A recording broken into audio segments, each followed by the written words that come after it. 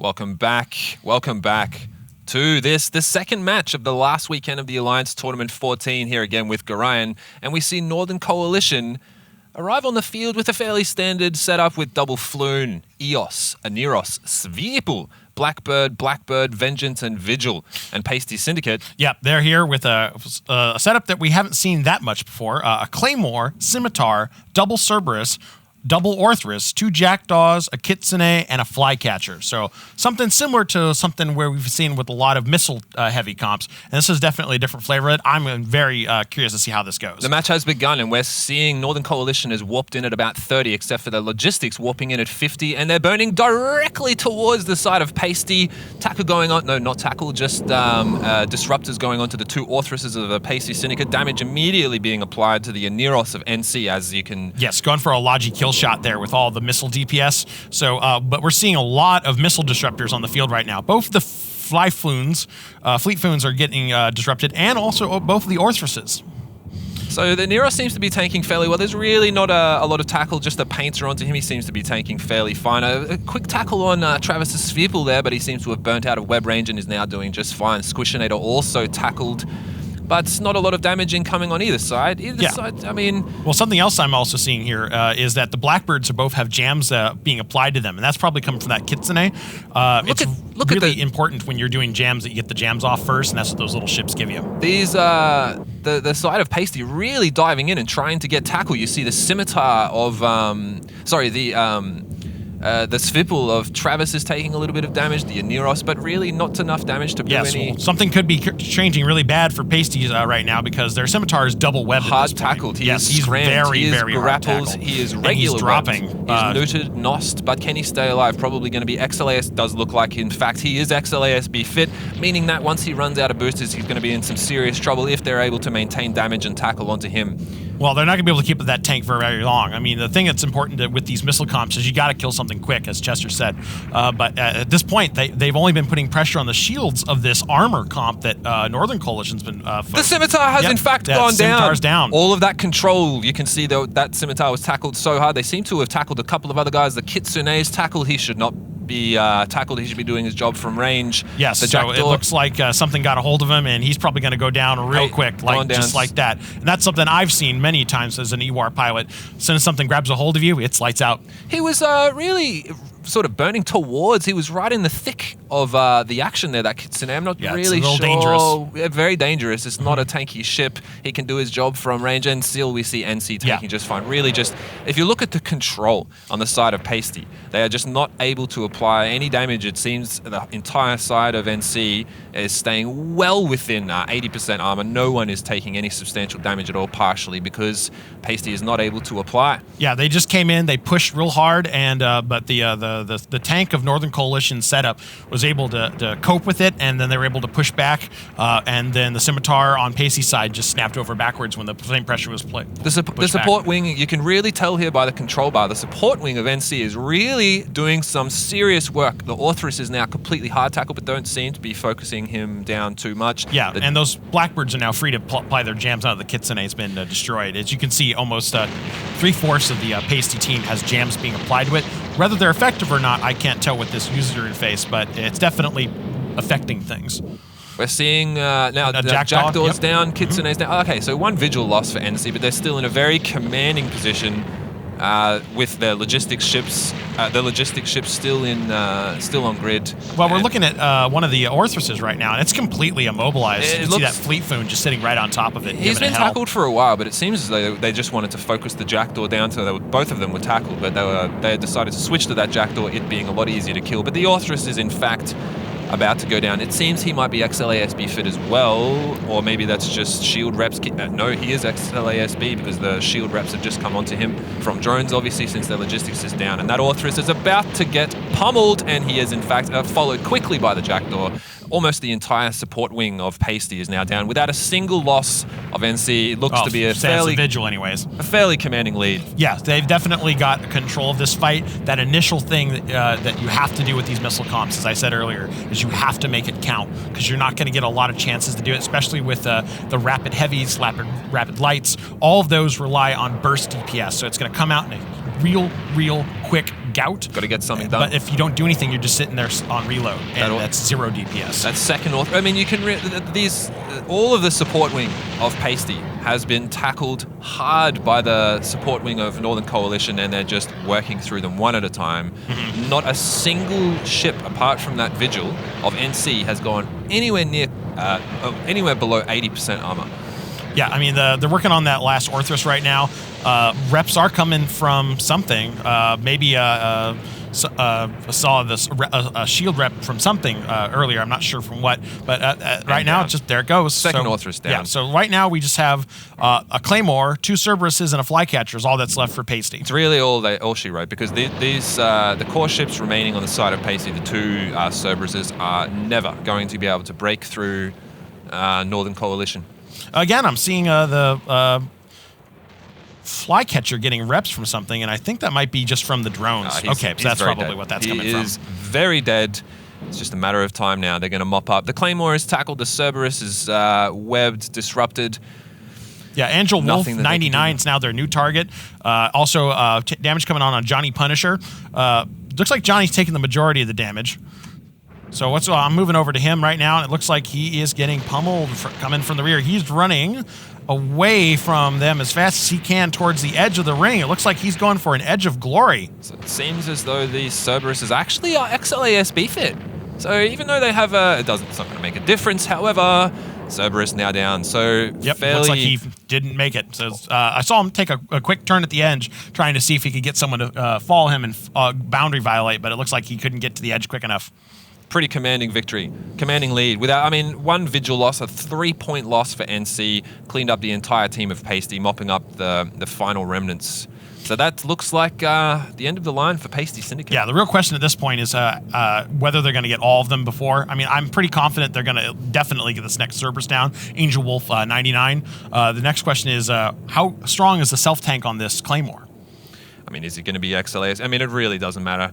NC completely devastating the side of Paisti Syndicate. That'll be NC moving on and Paisti out of this match. Unless, of course, something insane happens.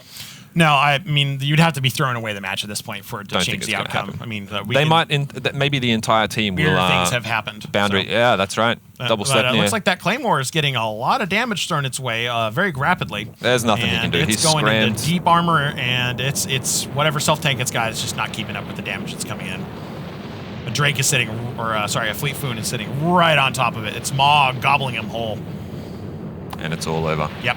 Not a whole lot they can do here, unfortunately. But a pretty good run for Paisti Syndicate, making it all the way to the final weekend. You cannot be mad about that, losing to Northern Coalition, who have shown us some amazing performances so far.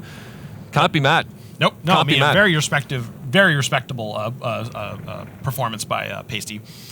So this last Cerberus is just all that's left. With 2 minutes and 20 seconds left, I'm pretty certain that they'll be able to get him down. He is currently webbed by, looks like a sweep pull, and let's see how long it takes for him to hold up. Let's see if they can run at least all the way to the 10 minutes. I don't think so. I think he's going to go down. He is XLASB fit, I believe. He's still trying to apply a little bit of damage to that triple, but there's no way he's going to break through the Aneros reps of this of Squishinator and Kralor on NC's side. They've got to be pretty happy with their performance so far. Cerberus is about to go down. He's webbed. He's not going anywhere. Structure damage is bleeding through his shields, and he'll probably be down here in the next 10-15 seconds. Squishinator locking him down. There we go. So, good showing by Paisti Syndicate. Northern Coalition is the victor here, and they will move on to their next match. So with that, we'll hand you back to the desk.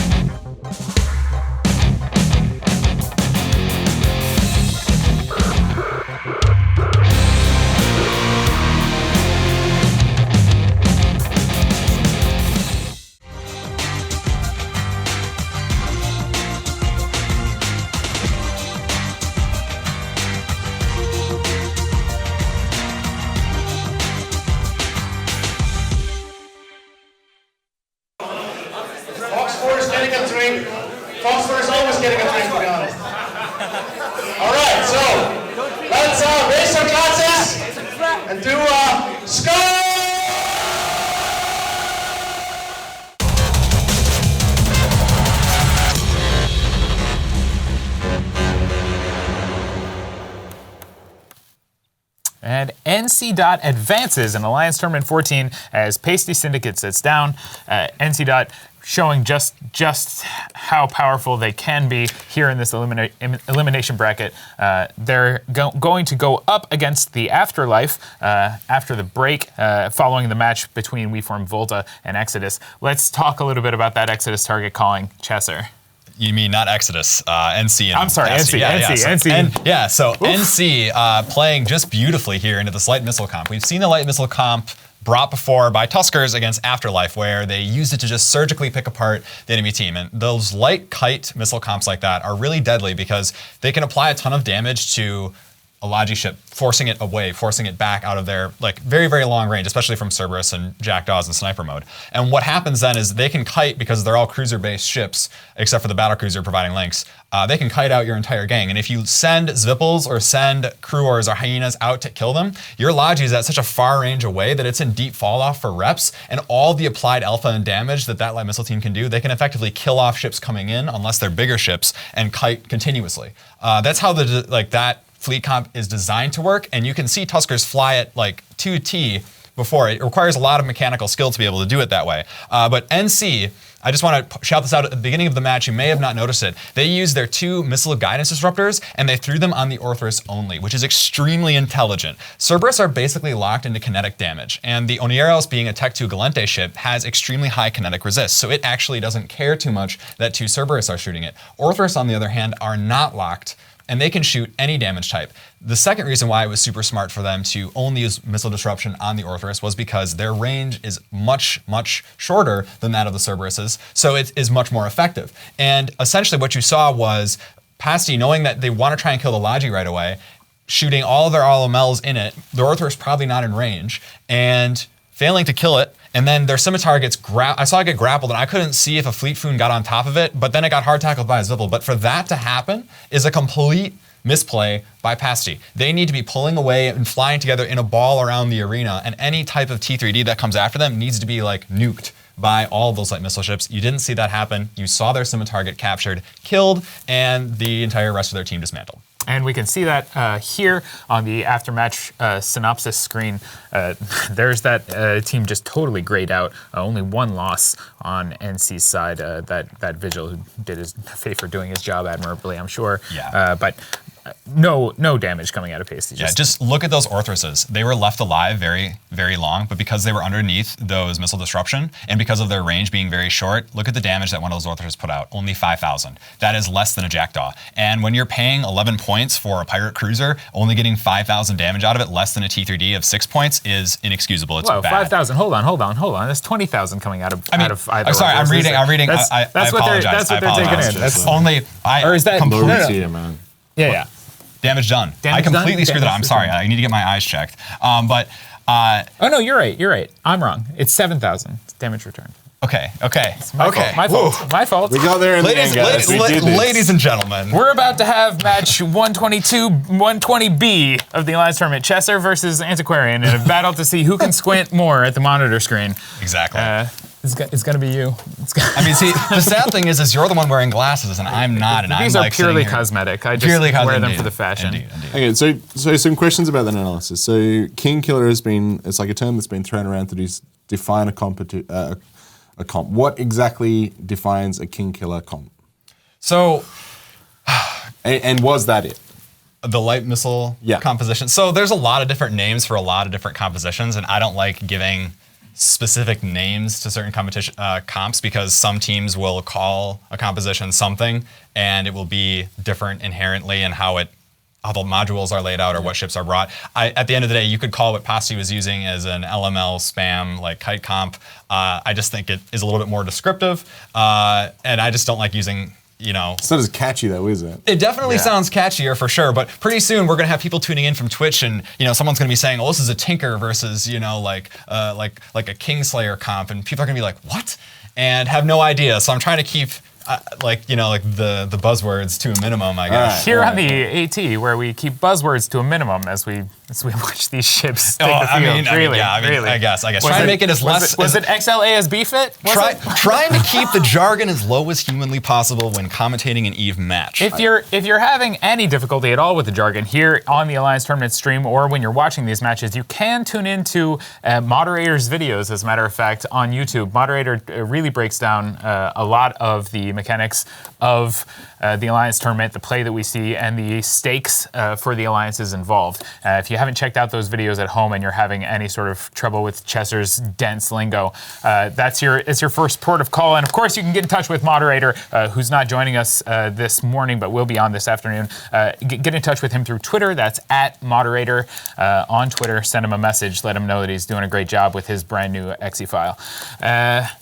Coming up, we have match 121. That's WeForm Volta versus Exodus. And the follow-up to the match you just saw, that's match 122, which will see the Afterlife take on NC Dot.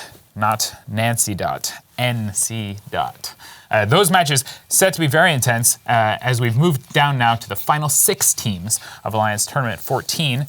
Before we go to those matches, there will be a brief break. We do have a few announcements here just to drop for those of you watching at home who would like to watch the championships tomorrow in the company of other EVE players. There are EVE meets happening possibly in your area, and you can find out whether or not there are any matches happening in your area, or any player meetups in your area by going to evemeet.net. Certainly, there's at least one, which is happening at the Bristol Pair in Birmingham, England, hosted by previous Alliance Tournament commentator Apothny. That will be kicking off around 15:30 EVE time in Birmingham. Hop on down to the Bristol Pair if you can make it. We've got a few other player meets coming up later this month and next month that are worth some attention. EVE London on November 5th, one of those going to be pretty fantastic, and I think, Chester, I imagine you're not going to be able to make it, but No, I I will not be there. There are some devs who are going over for EVE London, aren't there? I believe so, but I don't know if we've announced who yet. So I wouldn't want to I'm not sure. Maybe we have. There's top secret participation from CCP, and you can find out in London on November 5th. That EVE meet happening. Also, Evesterdam coming up on the 12th and 13th of November. EVE Down Under, the 25th through the 27th. Which you're going to. Which I am going to attend. Just very quickly. You can look forward to also seeing Zarvox there as soon as I twist his arm far enough back behind his scapula. Just very quickly, shout out to my Australian bros. If you can please look after CCP Antiquarian. He's a little bit delicate. I'm supposed to find a crate of 4X. Can you help? Yes. We don't know how that's going to work. But also, of course, before any of that hits, in October the 28th through the 30th, EVE Vegas happening in Las Vegas, Nevada. Do make sure if you're anywhere in the area, you stop by for that. There, I believe, are still rooms available, and you can check that out at vegas.eve.com if I'm correct about Vegas.eveonline.com. Vegas. I'll be there, and you're going to be there, Chesser? I'll be there. Oh Chesser my will be goodness. participating. Oh, I almost left it behind. Chesser will be participating in one of the marquee events at EVE Vegas, the Tournament of Champions for EVE Valkyrie. Valkyrie, slightly more visceral gameplay for individual pilots than the Alliance Tournament, and maybe even a little bit. I mean, I wouldn't say more exciting, but I would say certainly faster paced in some respects. In some respects, faster paced for sure. A lot more like twitchy type gameplay from all the pilots involved. Crazy communication. I'm really excited for it. I hope to see some friends that I know from online. Definitely excited to meet Juan 5 and some of the other like legendary tier pilots. So Are you not at that tier, Chesser? No, I am not as good as Juan 5. No, but I'm chat biting. is legendary, but his Valkyrie piloting is not. So I'm biting at his ankles. I'm like that like little yappy dog. If I forced you to qualify what tier you are as a Valkyrie pilot, where would you put yourself, mate? Top tier, but not legendary tier. Okay, We'll wow, put they it put it there. first. Heard it here first. Chesser, top tier, perhaps, But not legendary tier. No. Of course, prizes for that Tournament of Champions just announced. I think we're giving away a Ton of Razor swag, and a Titan? A Titan, yes, to every single member of the winning team. Whoa, that can't be true. It is true. I read it yesterday night. I don't have 100% confirmation, but he read it, which implies that it. But it was very late at night. Alcohol was involved. Either way, some excellent swag going to those who participate and succeed, and to those who fail, shame-colored coffee cups or something of the sort. What is the color of shame? Would it be kind of like a gray color, maybe? I think it's Like beige. Baby poo brown. That's awful. Awful. So I'm sure the cups are lovely. There's no cups. I've lied about the cups. Do however, check out EVEgas. If you can't attend, we will be streaming the 07 show live from the event all 3 days. That's the 28th, the 29th, and the 30th. So you can tune in here on Twitch to Eve TV, home of the ATX IV, and also watch the Eve Vegas coverage. And if you want to check out Chesser's tweets on the matter, he is available on Twitter at ChesserSB. Yes.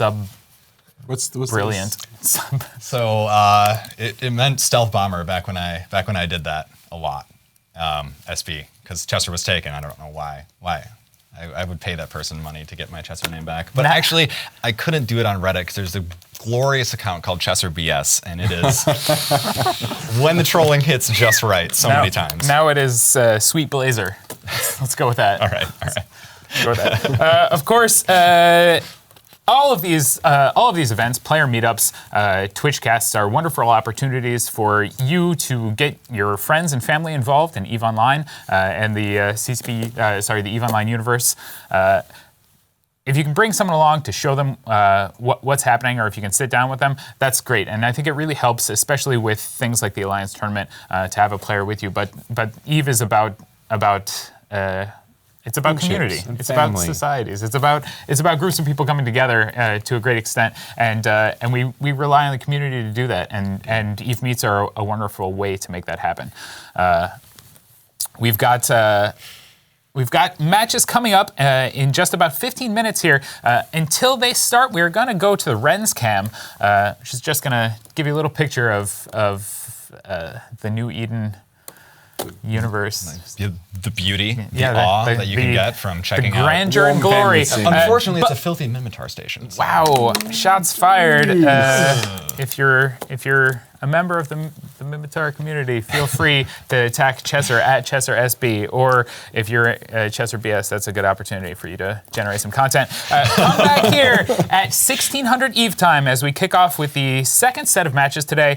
We form Volta versus Exodus and the Afterlife versus NC Dot.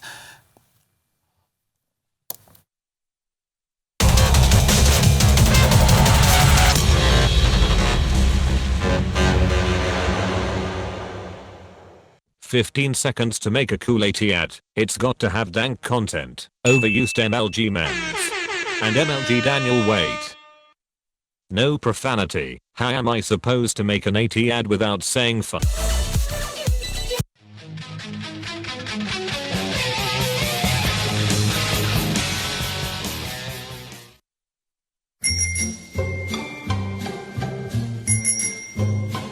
Hello, I'm CCP Ledgerber. Next is Mercenary Coalition.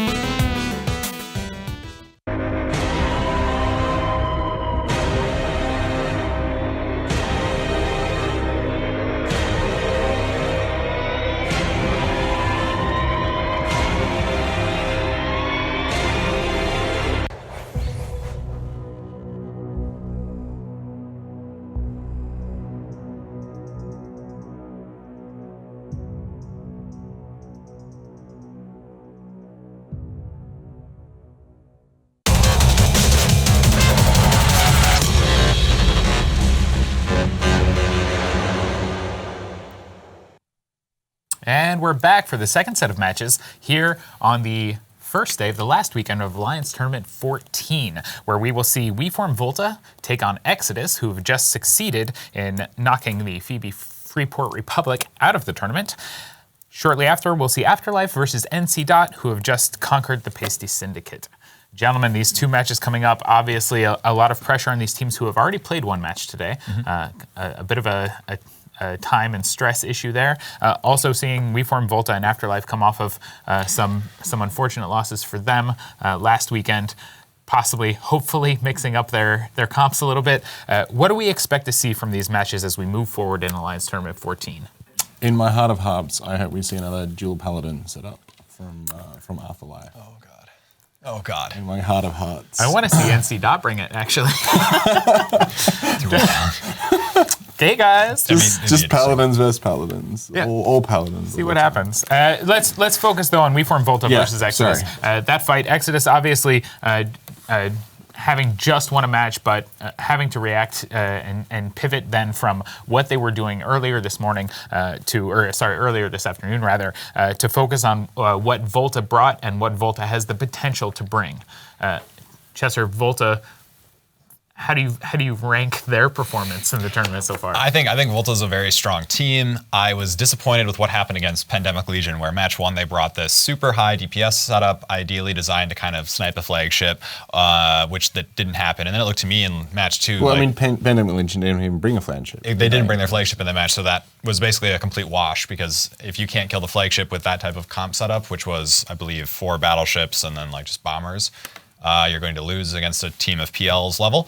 And then the second match, it almost seemed that the wind got taken out of their sails and they just kind of rolled over and died. And it was disappointing to see. I know Volta can play better than that. So I guess I'm kind of wondering, what Volta are we going to see today? Are we going to see the gimmicky and then get disappointed that it didn't work Volta? Or are we going to see that we're actually here for business and we're going to play and not try and do, parlor tricks, or to do these like really, really crazy metagame strategies and just come up here and just put up good numbers? And I think that's going to mean I think that's going to be a big difference, because I think Volta and Exodus, I would give a slight edge to Volta if they both were bringing their A game. I mean, Volta have to win this or they're out, though. So one would assume that they would try and bring their A game. Right. But I mean, at the end of the day, you still don't want to go into loser's bracket ever. Sure. But I mean, I think every match is a must-win match, in my opinion. But some people play the tournament differently. Some people have different strategies, of course. I mean, they were clearly strategizing for series play in their match, in series play against PL. Playing individual single matches is a very different game. Yeah. And what we might have seen is just them unable to come up with a reliable way to move through that series. But obviously, they did very well in the undefeated bracket up until that point. And I think they're going to be fighting.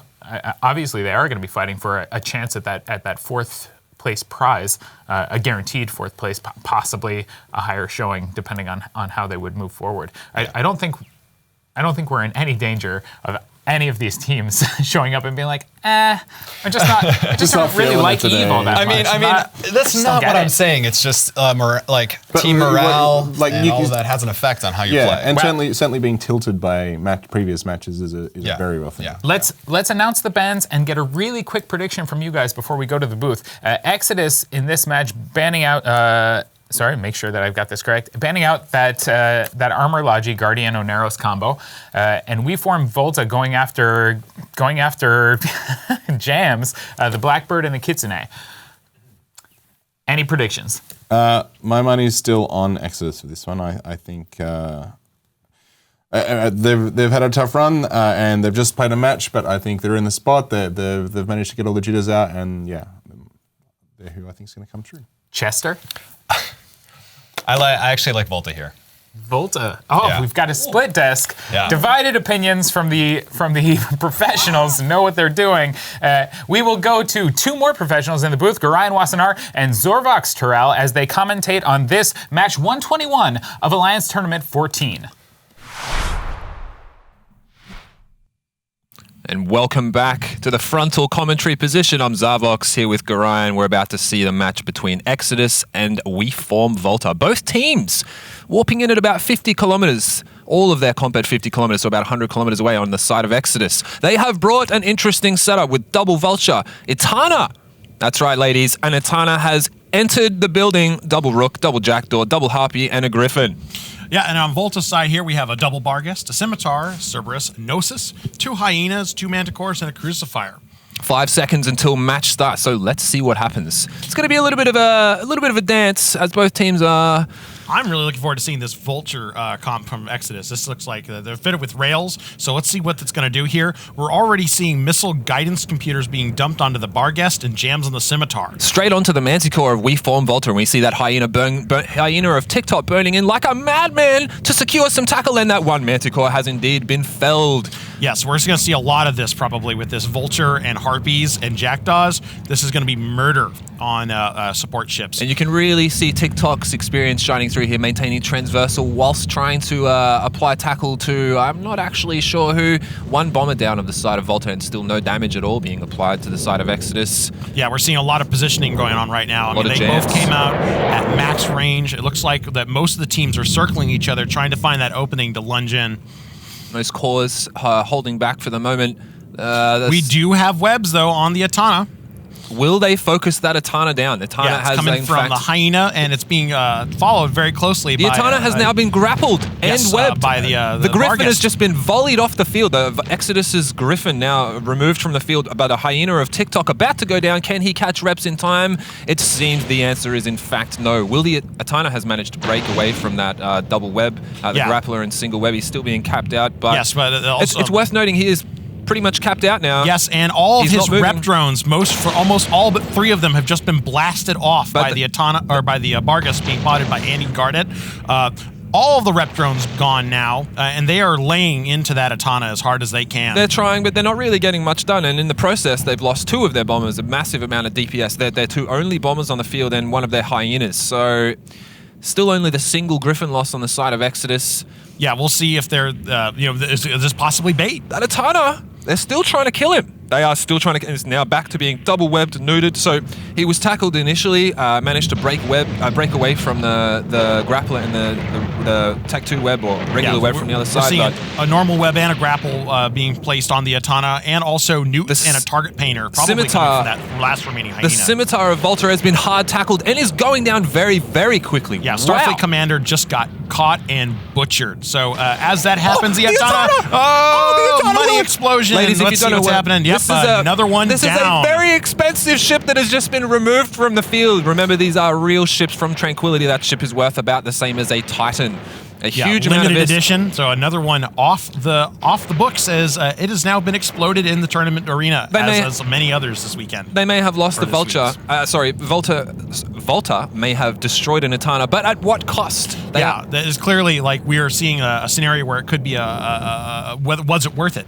And right now, I mean, another Cerberus has been caught, but for only Atana, a Harpy, and a Griffin. Now, while expensive, not that much effect on the team. I mean, all that's left here on Volta's side is those 2 Barghests and a Cerberus for damage. The Gnosis is just links. It's completely, all of its high slots are fitted with computers and stuff to make it go faster and make their team better. He's also scrammed webbed and will probably not be able to withstand the incoming damage from the side of Exodus. With no Scimitar in the field, that's a really bad news here. And that Cerberus is pretty hard tackled and dipping into about half shields and dropping.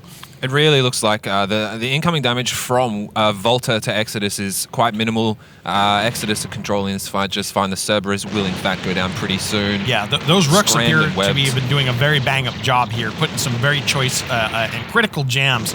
Until one just got tackled, and you can see that once he has been webbed and painted, he went down like that. Yeah, so that's going to make the other Rooks' job much harder, because he's going down. With ECM, it's kind of a weight of numbers kind of game. And immediately, the second Rook is now webbed and painted. He will also get out. Wow, okay, so both of the jams... Barghest just mag dumped on him. That's basically what happens. If you miss a jam, you're kind of left with swinging in the wind, and they just unloaded. I mean, Volta are down in numbers, but they are up in points, and they do really have another Jackdaw is now down. This is looking real dangerous for Exodus.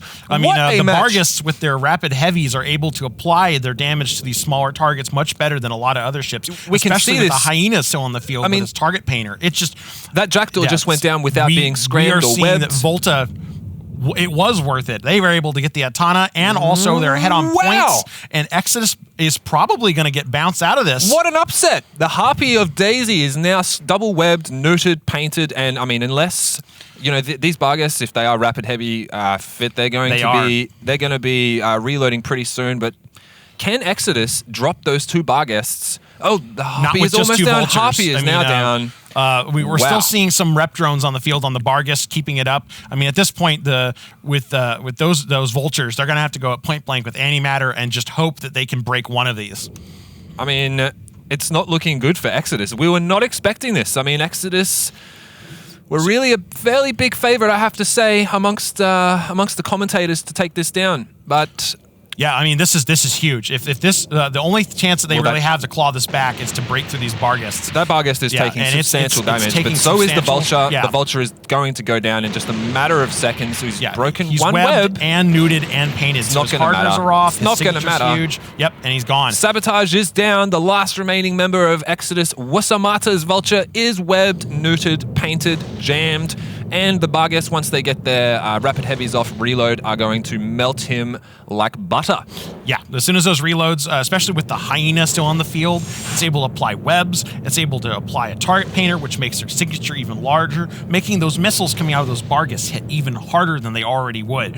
The heavy missile launchers are designed as kind of an anti-smaller ship kind of weapon, so battle cruisers and cruisers like that. So in this particular situation, especially with Hyena support, those weapons are going to apply their damage really, really well. And we could see that with the support wing of Exodus being melted, even though they were not tackled at all. They were micro-warping around like crazy, but still dropping like flies. And it really looks like Exodus has no way back into this match. It's all over, bar the shouting, unless something crazy happens. That Vulture's going to be down. We're already seeing GFs and local and good lucks coming from both sides here. And there's just a matter of time where we wait for this Vulture to get out of shields. Wow. So Exodus seems to have been removed from Alliance Tournament 14. Too many stumbles this year from their team. It seems that way. Yeah, I mean, they lost their flagship earlier last week, and not that it applied specifically to this particular match, but that's it. So massive upset here on the field today with WeForm Volta bouncing Exodus from the match, so we'll hand it back to the desk.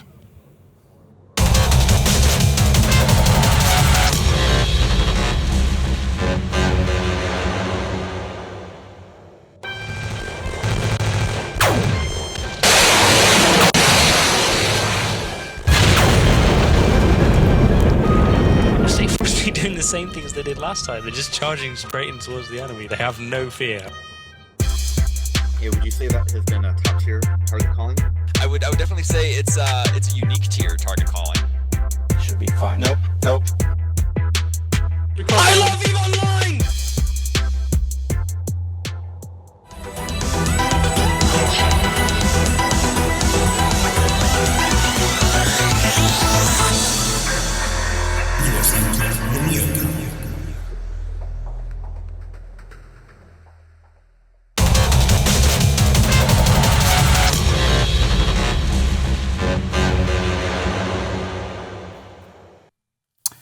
WeForm Volta triumphant as Exodus exits this Alliance tournament, unable to secure, able to get a lead, unable to hold on to it. That match, total turnaround. Larrikin, you're shaking your head. I was so impressed with Exodus. They had this. They just dodged the ECM ban. The 2 Rooks, which I kind of like, and the Griffin, and they took a commanding lead to start with, and then just kind of fitted it away. I mean, that's not quite true. I think their Vultures maybe not the best choice. I don't think they had enough damage to basically take out their targets as quick as they needed to. And I'm really curious about the Scimitar choice. They had all of that ECM on the field. They could probably shut down the Scimitar. The time taken to actually kill that Scimitar was time maybe better spent knocking more DPS off the field. I'm not sure about that choice. And of course, them bringing the very powerful Atana. I mean, incredibly powerful, but just not really capitalizing on its potential, I think. Chesser? Atanas have been dropping like flies in this AT. Yeah. This one got grappled and molested by 2 Barghests. But there's an interesting kind of composition there. Maybe you can say that. the entire double rook setup is a lot of points sunk into force recon ships, which don't do a lot of damage. And what little damage the rooks were doing, they were missile disrupted the entire time, so basically nothing. They were there for jams. And you could see the jams coming through with the vultures rails being able to pick down a little bit of the support fleet that Volta was fielding. Everything looked okay. The issues started happening when Volta got 2 Bargus right on top of the Atana and just started wailing on it. And at one point, the jams did come through. Atana could kind of start moving away. It wasn't grappled, but it just wasn't enough. It fell down, and then Volta's core of 2 Bargus is much stronger than 2 Vultures. Yeah. And you could see their ability, why missile ships are very prized in the AT, because their ability to shoot damage all over the place, selectable damage, and Bargus are very, very quick. They're faster than Vultures, so essentially just don't ram the Vulture and you're going to win because you'll be forcing the Vulture into deeper fall off if you want. You can move around the map. You have Hyenas to hold the Vultures down, and that's just kind of how you clean up there. Once the Atana was down and Volta immediately switched to the jamming backbone and just wiped the Rooks almost instantaneously off the field, the game was over. Volta needed to kill very quickly Rooks and Atana, they did. And during that time frame, Exodus just did not get enough done. Just killing a little bit of the support wing and leaving the Bargus unhindered wasn't enough. Let's see what they did get done. Coming up on the screen with the post-match synopsis. The damage coming across there from, is that not up on the screen? Let's wait while we bring that up on the screen. There we go. The damage coming across, really actually quite even for the two of them, which reflects that sort of back and forth that we had, but also just shows how little you have to do when you don't have as much as repping as you would have otherwise. There's ships just dropping here, falling off the board. That Atana. I mean, look, that's actually very interesting. Look at the damage dealt versus damage taken. That was incredibly close for a team that got Wyeth versus one with 2 Bargus left. I'm pretty curious about what the fits were on those Rooks. Like, once that Atana went down, the 2 Rooks dropped so fast. I mean, don't get me wrong, they're definitely competing with mids. They need their tank as well as their jams in there. But yeah, they dropped so quickly. Yeah, the other thing to notice is if you look at both of the Vultures, one Vulture is doing almost double the damage of the other one. So you kind of question, where was the damage there? What was going on? Because Exodus was fielding a very low DPS team, and the only way that they were breaking anything was with the Scimitar not able to apply any reps. Yeah. And the fact that they did kill the Scimitar, but at that point they lost their Logi backbone, kind of, bad there. I don't know if the jams were cycled inappropriately or what was going on, but the Rooks were playing a really delicate game of, do we jam the Scimitar so we can kill the support fleet, or do we jam the 2 Bargus that are completely all over our Atana? Difficult call to make. Yeah. Lots of stress can happen. Lots of RNG as well, because as you mentioned, shield and jams both need to be kind of competing at the same time for the Rooks. And they're competing with their low slots as well. They want to, I mean, they're a significant portion of the Exodus DPS, but you also want as many signal amps as you can get in there to do as much jams as possible. Yeah. So signal distortion amplifiers. Yeah, you really can't depend on Rooks for DPS. In there, you could just see only one Rook did maybe like 700 damage, so super minimal. Those missile disruptions completely shut them down. Yeah. And essentially you were left on 2 Vultures, one of which only had half the damage as the other one. You kind of question what was going on there. Quite a shame, really. We've seen that double Rook setup, or at least a variant of that double Rook support, jamming support wing, work out really well for some teams. I think Dreamfleet brought it last week. Yeah, they did pretty well with it. Rooks can work, but Blackbirds are so much nicer because the point sink is so much less, which means that you can kind of beef up the rest of your composition. And I almost wonder if Exodus, in order to try and like weave in and around the jamming banning that Volta did, kind of ended up shorting themselves by going, we'll just go with Rooks instead. Yeah. A few things before we move on to the next match, that being Afterlife versus NC Dot. That will be our final match before the break, before the long break today. Before we get there, however, an apology from me on the desk here to Zarvox, Terrell. Zarvox, I'm sorry. I should be, he says. Glorious. If you would like to see more of Zarvox, whose name is pronounced Zarvox, you can tune into Zarvox at Zarvox Gaming on Twitter, but also on Twitch. He streams as Zarvox, and you can check that out. He's actually got some really great PvP. Have you seen his stream? Yeah, You're I a have. streamer yourself, but intermittently. Intermittently, but Zarvox is on almost every day. He is, and yes. it's really, really intense stuff. Some of his fights are wonderful fun to watch. They're good. Some of them are. It's just nice to see someone you know get punched in the face. Oh wow! Wow! I think we can all agree. I think no one was upset when that Atana went down. We were all like, "Oh, Exodus! Oh, Exodus!" And then we all smiled. Everybody smiled. Everyone's Probably happy. not the Intana pilot. Not so much. It's like 150 plus. I'm now, sorry, billionist Exodus. down I'm the sorry to tubes. watch you go home, but you did a great job. You should be proud of yourselves. You take home 30 plex as a top 16 team, and we're definitely going to see more from Exodus. We're going to see them next year, and we'll see more from Zarvox, hopefully at EDU. Or on his stream, as it were. I think that's everyone's streams and or Twitters mentioned, except for Gorion. Gorion does not tweet. He does not stream. He does not want you to contact him. He does not require any help. He has his own Viking hat. So.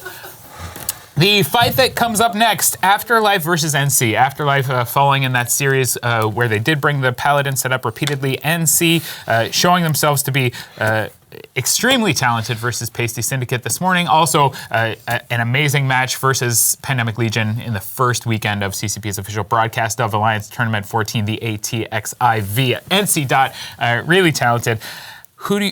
What are we going to see here? Well, you might see Ajax, their Drake pilot really close to the edge and make like a huge comeback, possibly. I really hope we don't see Afterlife stuck in triple Paladin mode again. Like, they obviously have the ability to theorycraft very well because they come out with a double Pally fit. Why would you bring Paladins? Walk me through this decision. What is the... It worked. They won that first fight. I know. That's why they brought them. I'm not. This is the problem here because we're harping on it because tactically it was a bad decision to bring the same fleet 3 times. But the decision to bring the fleet initially was awesome. It was great. They read what was being played. They knew what they had a very good idea of what they were going to see in that first match, and they compensated by bringing a fleet that they knew how to run. I think it's the first time we've seen Marauders in the AT? Not the first time. There's been Golem teams, but this is definitely the first time we've seen okay. Paladins, that's for sure. I like Afterlife's chances if they can bring like wow factor 2 or 3 times in a row, just not the same thing again and again and again. Let's just keep picking at that. Indeed. NC, on the other hand, consistently strong. I definitely think they're the favorites here, but Afterlife did take a game off of Tuskers, so they're dangerous. All right, we're going to bans really quick. The bans for this match, Northern Coalition versus Afterlife. Northern Coalition bans the Balgorn and the Curse. Afterlife, the Guardian and the Oneros. That's armored Logi ships. Super quick. NC, and I think we'll see a Fiend. Yep. That's exactly what I was going to say. Wow, fiendish. Yes. And we will go to Zarvox, Terrell, and Gorion Wassenaar in the booth for this match. Ladies and gentlemen, welcome back to the fourth match, okay, between NC and the Afterlife. Gorion, how's it going? I'm doing great. Now, something seems to have messed up with my GUI, so I can't actually give you a proper react. So I'm going to look at yours. So here we're seeing NC field a Scorp Navy, double Sleipnir, Scimitar, double Manticore, double Sweeple, and double Jackdaw. And Afterlife? Afterlife looks like they're pulling 2 Orthruses, 2 Cerberuses, a Claymore, Flycatcher, another Atana, and a Kitsune and 2 Jackdaws. Woo! And they've both warped in at, actually it's sort of interesting angles, and the match has in fact begun. We're seeing NC support burn directly in to try and secure some tackle. Yeah, we're seeing all of the support of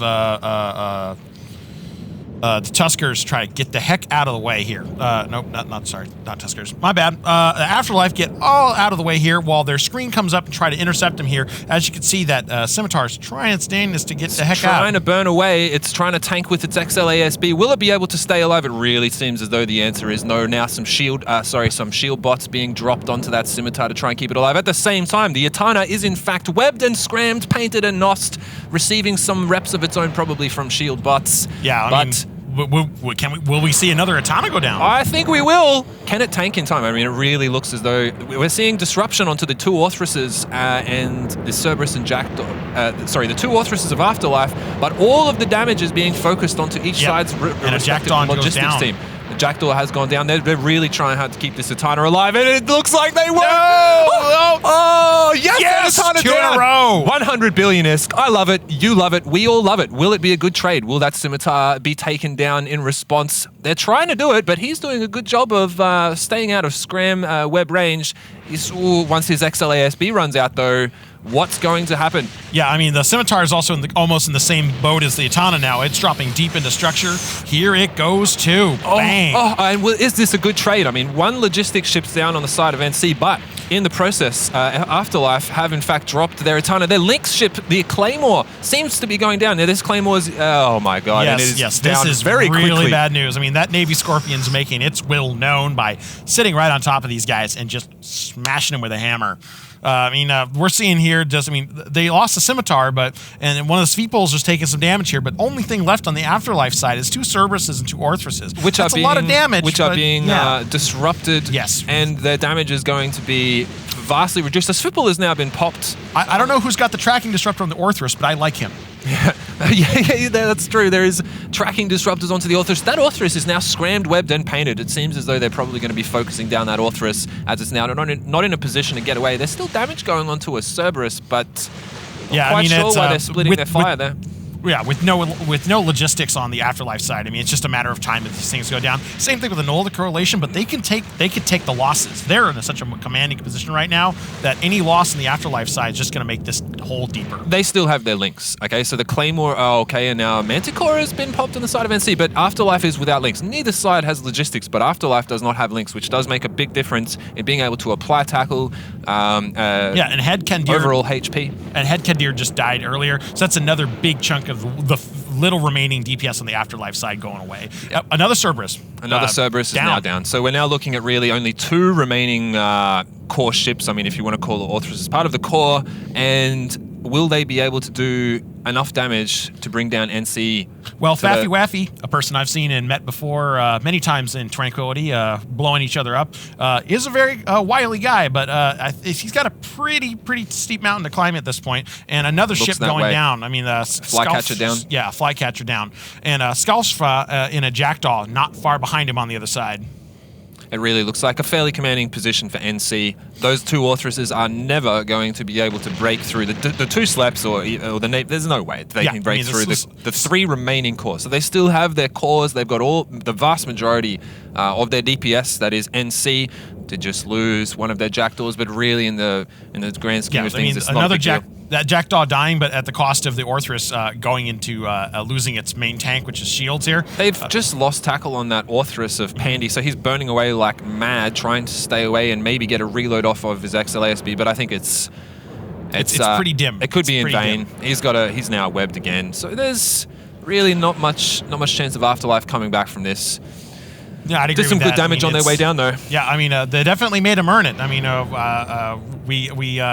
the surprise Atana on the Afterlife side definitely going to make this a costly loss. But NC was able to keep their cool, and they still have that really strong core of ships there with the 2 Sleipnirs and the Scorpion, and it was just able, with some good tackling by their support, grab those Cerberuses, grab the Claymore, grab the Jackdaws and the Flycatchers, and just thrash them. Absolutely. So let's take a look here at the DVH Wildcat, see what he's firing. And it looks like he is shooting cruises. That's a very sensible choice. So they're not going to be applying too well now without their support, but it's really not a big deal. The key thing here is can the Orthrus and that Jackdaw of Afterlife do anything more? The answer is almost definitely not, but we'll see. Yeah, I mean, at this point, the Sleipnirs are what are just chasing after these 2 remaining ships that are on the other side here. Sleipnirs are known to being pretty fast, so I would not be surprised if they're able to catch at least one of them. Maybe we can see some more boundary violations. There is, in fact, 2 Sleipnirs on the field, but we don't see Pandemic Legion anywhere, so who knows if that's going to happen. I can take a look see what's going on here. They're trying. They're about on the opposite side of the arena for that Jackdaw. So Not a lot being done here. There's still some drones coming on the field. Looks like ECM drones being dropped on the ISIS carbon on the Jackdaw. It's all over, mate. He's done. It's pretty much all over. So, I mean, it's pretty interesting to note that in the 2 previous matches, there has been Alliance Tournament limited edition ships worth similar to what a Titan is worth in this game. And these are real ships. They're pulled. These are ships that have to be purchased as any other ship in EVE on Tranquility. So both matches, this match and the last, has had a Alliance Tournament ship which A, has been destroyed both times, and B, has been on the losing side. Yeah, I mean, interesting. It's almost kind of like a kiss of death this weekend. That's right. It seems like you feel the Tana and you get wrecked. Well, I mean, I would normally say, like, you may change it up, but for me here as a viewer, please bring them. Please let them explode. It's so much fun to watch. I mean, the Atana itself is worth, an order of magnitude more than the entire rest of a fleet. Yeah, I mean, that one Atana probably purchased like 3 sets of the fleet that the Northern Coalition brought. Yeah, right now. far more. So this author is NC now, just mopping up the opposition. They're not able to apply with cruisers too well. But it will, after a little while, we'll see I mean, Faffy Waffy's just like kind of rotating around the arena here at about 115 kilometers. It's a beautiful away, Orthrus. Yeah, from the center of the arena, staying in front of the 2 Sleipnirs that are trying to chase him down. So, but the damage that the the Cruise Scorpion is applying is making its damage known over a long period of time, and eventually that self-tank will fail. And as you see there, the Orthrus going into deep structure. It's going to be all over. Yeah, I mean, it's just a matter of time. Mad props to Afterlife to come this far. No shame in losing to NC. Been a pretty strong team all of this year's competition. Yeah, I mean, you got to take massive respect for throwing down the gauntlet like that and bringing in a Tana. Those things are not cheap. They wanted it bad, and you got to respect that. Yep. Absolutely. It seems as though his XLASB is actually, he's reloaded his XLASB, it looks like. So it's going to take him a little while to kill him, but... Yeah, he's definitely making them work for it here. I mean, what part of this ship isn't on fire at this point? That's right. It's really not going to make it. Or as I like to call it, the Tech Zero Afterburner, which is just your atmosphere venting into space.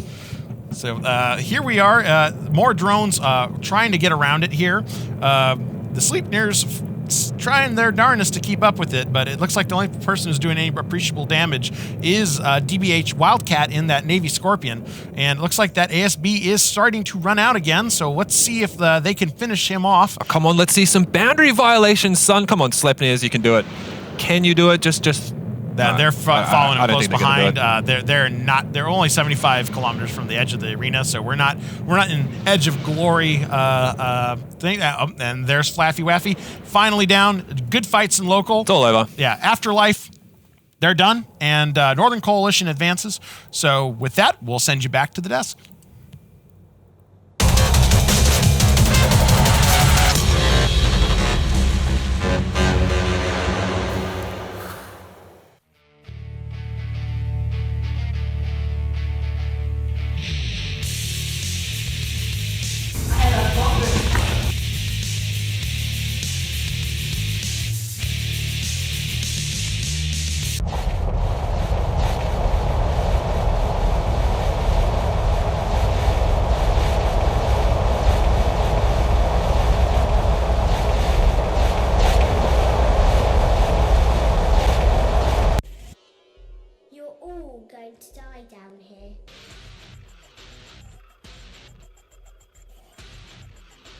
Looks like Phoebe Freeport Republic proving that they can wreck other alliances more than their own.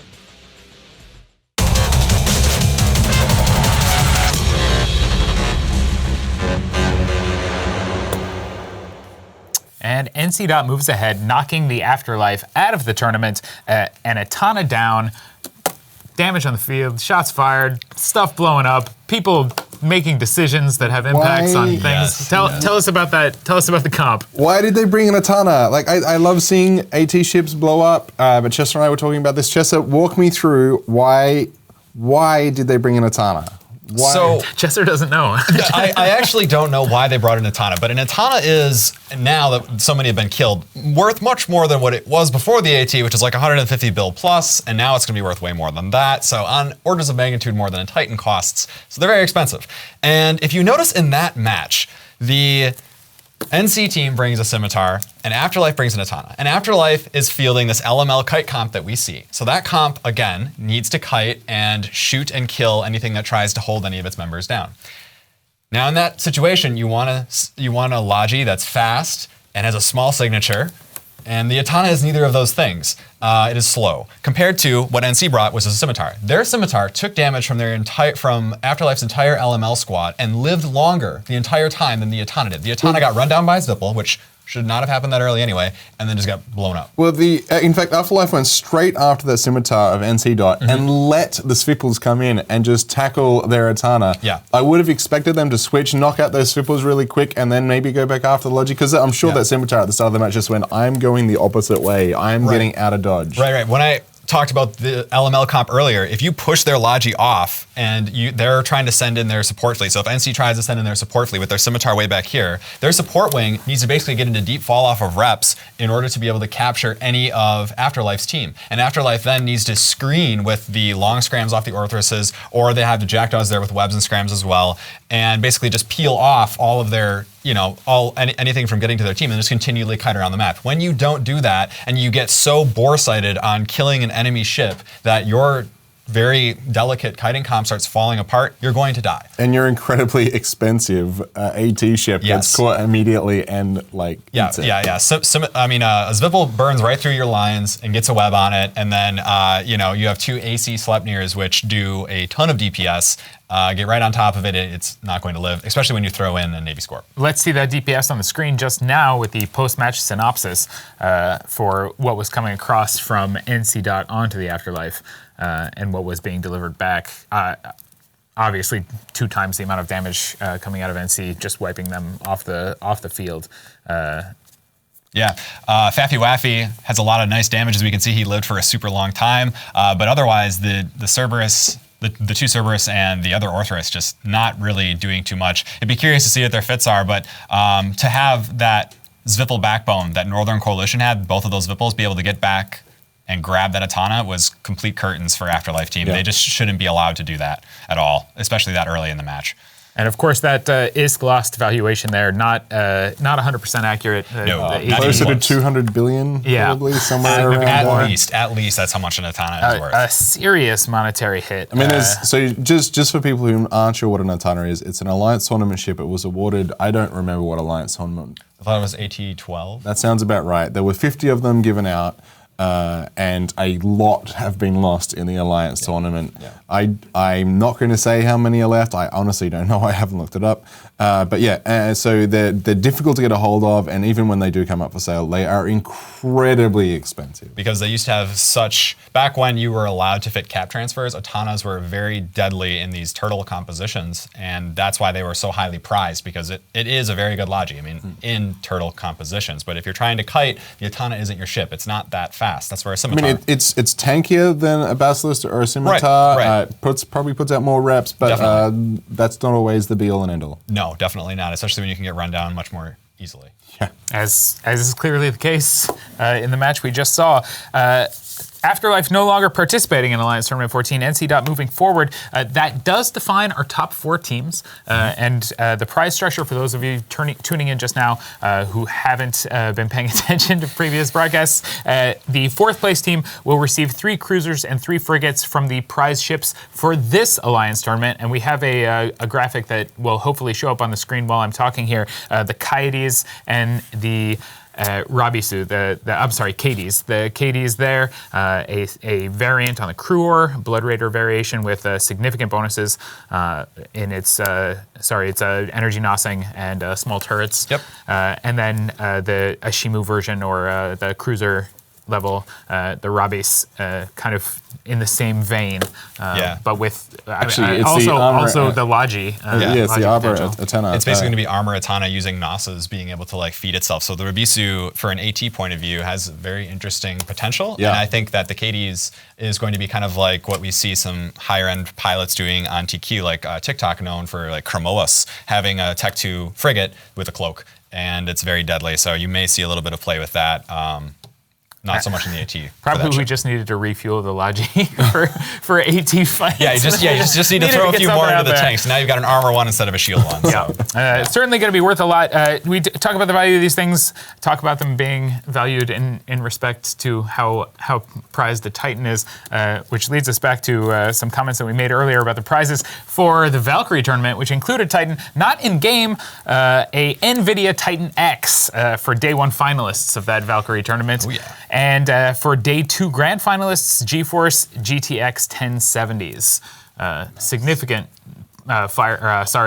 horsepower for your rig, for your gaming rig at home. I think we have those reversed. I think the grand finalists get the Titan X because that's actually a better card than. It is a better card. Indeed. We will see those prizes and more given away at EVE Vegas. If you are in Las Vegas, Nevada, on the 28th, 29th, and 30th of October, do stop in, check out EVE Vegas. If not, tune in and come here. And say hello to me. You can say hello to Larrigan, who will be in attendance, along with a bevy of other developers, a gaggle of those involved in CCP's production machine. CCP are geese? They are. Indeed. We are lovely, long-necked geese. That event also being streamed on Twitch here on EVE TV, home of the ATX IV. All 3 days, the 07 show will be broadcasting from Las Vegas. So tune in if you can't make it in person. If you can make it in person, watch Chesser get blown out of the sky by legendary tier pilots. No? I mean, no, that's fair. Who knows? That's definitely maybe I can fair. make it to the finals. Who knows? We have moved into the top 4. Our top 4 teams, again, those prizes, 3 frigates, 3 cruisers for the 4th place team, 7 frigates, 7 cruisers for the 3rd place team.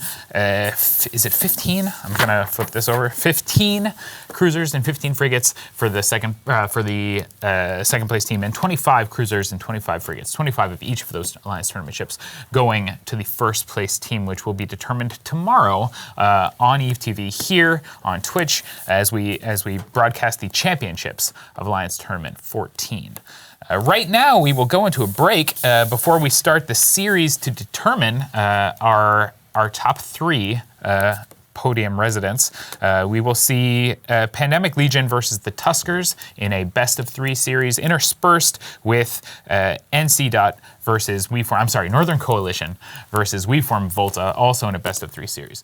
So it's possible that we see only 4 matches after the break, but entirely likely that we see all 6, as these teams are fighting for fortune and glory, prizes, and the self-respect that comes with performing well in the Alliance Tournament. Larrikin, are you looking forward to the matches that we see this afternoon? I certainly am looking forward to the matches we see this afternoon, CCP Antiquarian. Well, thank you for that beautifully eloquent yes or no answer. Tell me about what you expect to see. Look, I have no idea. I am very curious to see the Pandemic Legion vs. Tuskers co. Actually, I'm just honestly very interested to see all of the matches, and I am hoping to be both amazed and surprised with the talented piloting and compositions that these trains bring. Now you gotta face that NC. and WeForm Volta. NC. especially will be playing at least their 3rd and 4th matches. Could be up of to the their day. 5th, and possibly up to 5. That's extremely stressful for these pilots. Very grueling. You've participated in some tournament play broadcast here on EVE TV. I think I saw you piloting a ship in the MR Championships. How did that go? Poorly, actually. It sounded great. Very poorly. Orders down, Chester down. It was terrible. It wasn't a race. It was obviously there's a an MR YouTube ship. clip of like the comms live of like all of us just getting absolutely shredded by Wasa QC, Kellen Darklight, and I forget the 3rd pilot that was with them. My apologies. But the top tier. Sorry, the top tier. Someone I don't know your name. Well, super top tier. Kellen actually walking away. From, Kellen's team walked away with grand prize gold magnates, which I really wanted because it was basically a better slicer. And I will never live that dream anymore. So I apologize for crushing your dreams, but it's immensely satisfying. Pause, go buy one. Yeah. I'll just cough up the 2-3 trillion that they're worth. Yeah, no biggie.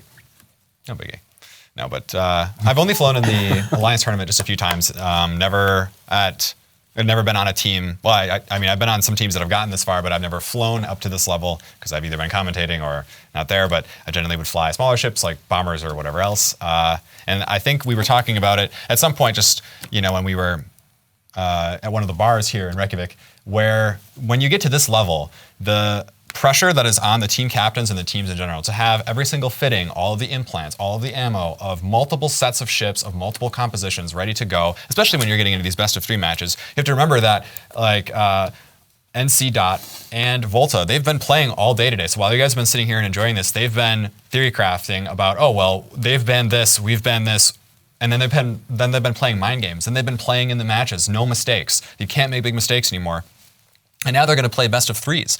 It really adds up. The stress, the exhaustion, all of these teams are not made of single time zone people. There could be people, Aussie time zone, US time zone, European, and all of that comes together. People are alarm clocking, people are tired, and now the stress and the execution is just getting ratcheted up, and small little mistakes, people going out of position. I'm not even talking about boundary, but like you're 10 kilometers away from your Logi, or your Logi moves too quickly far away from support wing, and that's how you lose matches. So not only do you have the on-grid execution and expectation, but everything off-grid, while you guys are getting to sit back and sip on a beer and watch the teams prep up again, they're scrambling for, okay, these are the bands, these are our bands, what mind games are we playing? We're going with this composition. In 10 minutes, does everyone have the proper ship, proper implants, proper ammo types, everything ready to go, and then have that to be set and executed to a T? Again, it's asking a lot, and when you get to this level, every single team is going to be bringing it, but it's like a complete, cacophony of madness going on in the background. It really helps, I think, to have an Alliance Tournament team not only consisting of your pilots, but of your back end, of the people that are coming up, that are procuring things that you need to have that you're not manufacturing in your own corps or alliances. Yep. Just to have everything organized, have it all in place, and it's one of those things that really contributes to the concept that EVE is a game of dependency. It's a game where you have to rely on other people that you associate with. You have to be able to trust your Logi when you're fighting. You have to be able to trust your industrial core when you're building things and making enough money in order to engage in this kind of play and in play in general. EVE is just really, really dependent on that network of trusted players that you call your friends. Yeah, trust, I think, is a commodity that is probably the highest valued thing that you can get in EVE. Yeah. Nothing means more than trust at all, not even ISK, because you will trust great sums of ISK to these pilots. If you get handed over an AT ship, you can just choose not to fly it and come out in something else. And the fact that these teams have so much trust that a team captain will hand down a ship worth 200 billion to someone and say, okay, we're flying this, and that person doesn't just hide it away in their hangar and come out in something else, which they could completely do if they wanted, but you just don't see it here because spirit of competition, all of these pilots are very competitive, and I don't think they'd see it, but that just needs to be said. Every single ship here, every single fit, all of the ammo has been taken days in advance, fit days in advance, sitting in a hangar, ready to go, all the fits, everything ready, and it's a lot of preparation on the back end.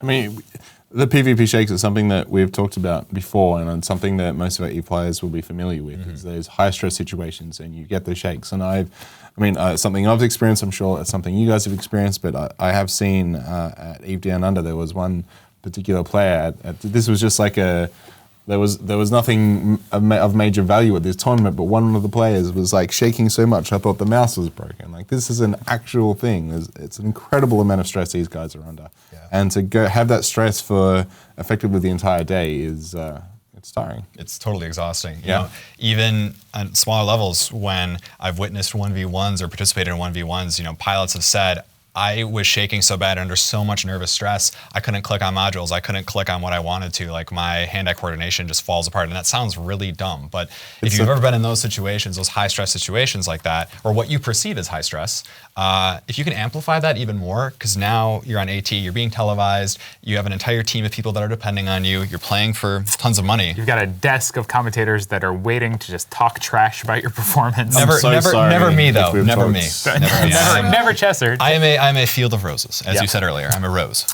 We are prepping for a break here before we go to those matches where we will see stressed out pilots engaging in high level structured PvP according to the rules of the Alliance Tournament. Before we go, a few quick shout outs necessary. Last night here at CCP headquarters in Reykjavik, Iceland, several of our developers demonstrated just genuine skill at the I don't even know, it's not semi-annual, the quarterly CCP pub quiz. We give a shout out to CCP Delegate Zero, CCP Edelweiss and her +1, CCP Paradox, CCP Red Dawn, and CCP Skreker. I think, am I close? Skreker? It's pretty close. Pub quiz champions for the CCP Reykjavik office right now. They did great. Hooper, how did you do? I came third, last. Third last? CCP and Aquarian. The team I was on, came third. Sorry, Larrick. I noticed that you were. What happened to you? I'm not on the list. We were second place by 2 points. It was brutal. Oh, I would have expected you to place a little bit higher. Oh, actually, they were favored to win, and they failed. I'm lower tier. I just can't clock it. One great fun there. Not quite as much fun as the Alliance Tournament, but again, just a quick shout to those CCP developers and to all of their friends and family who were participating in the CCP pub quiz. Cheering them on. And possibly cheering them on. We're also going to give a shout out to a newbie indie corp, actually. Bosch Montserrat, Private Muffins, and Fletcher Ryan at Asteroid Blues, who contacted me during the week, and were just real gentlemen. So if you're looking to get into an indie corp, and Eve, not trying to do so much of the structured PvP like you see on the Alliance Tournament, feel free to get in touch with them at the Gateway Shuffle Pub, their in-game chat channel. Drinks are free. And with that, we will go to the break. We'll be back after this break at approximately 1700 Eve time with Pandemic Legion versus the Tuskers, the first in a series of 3 matches, best of 3, and followed by We Form Volta and NC Dot. Those series will be occurring concurrently, and we will air them one after the other.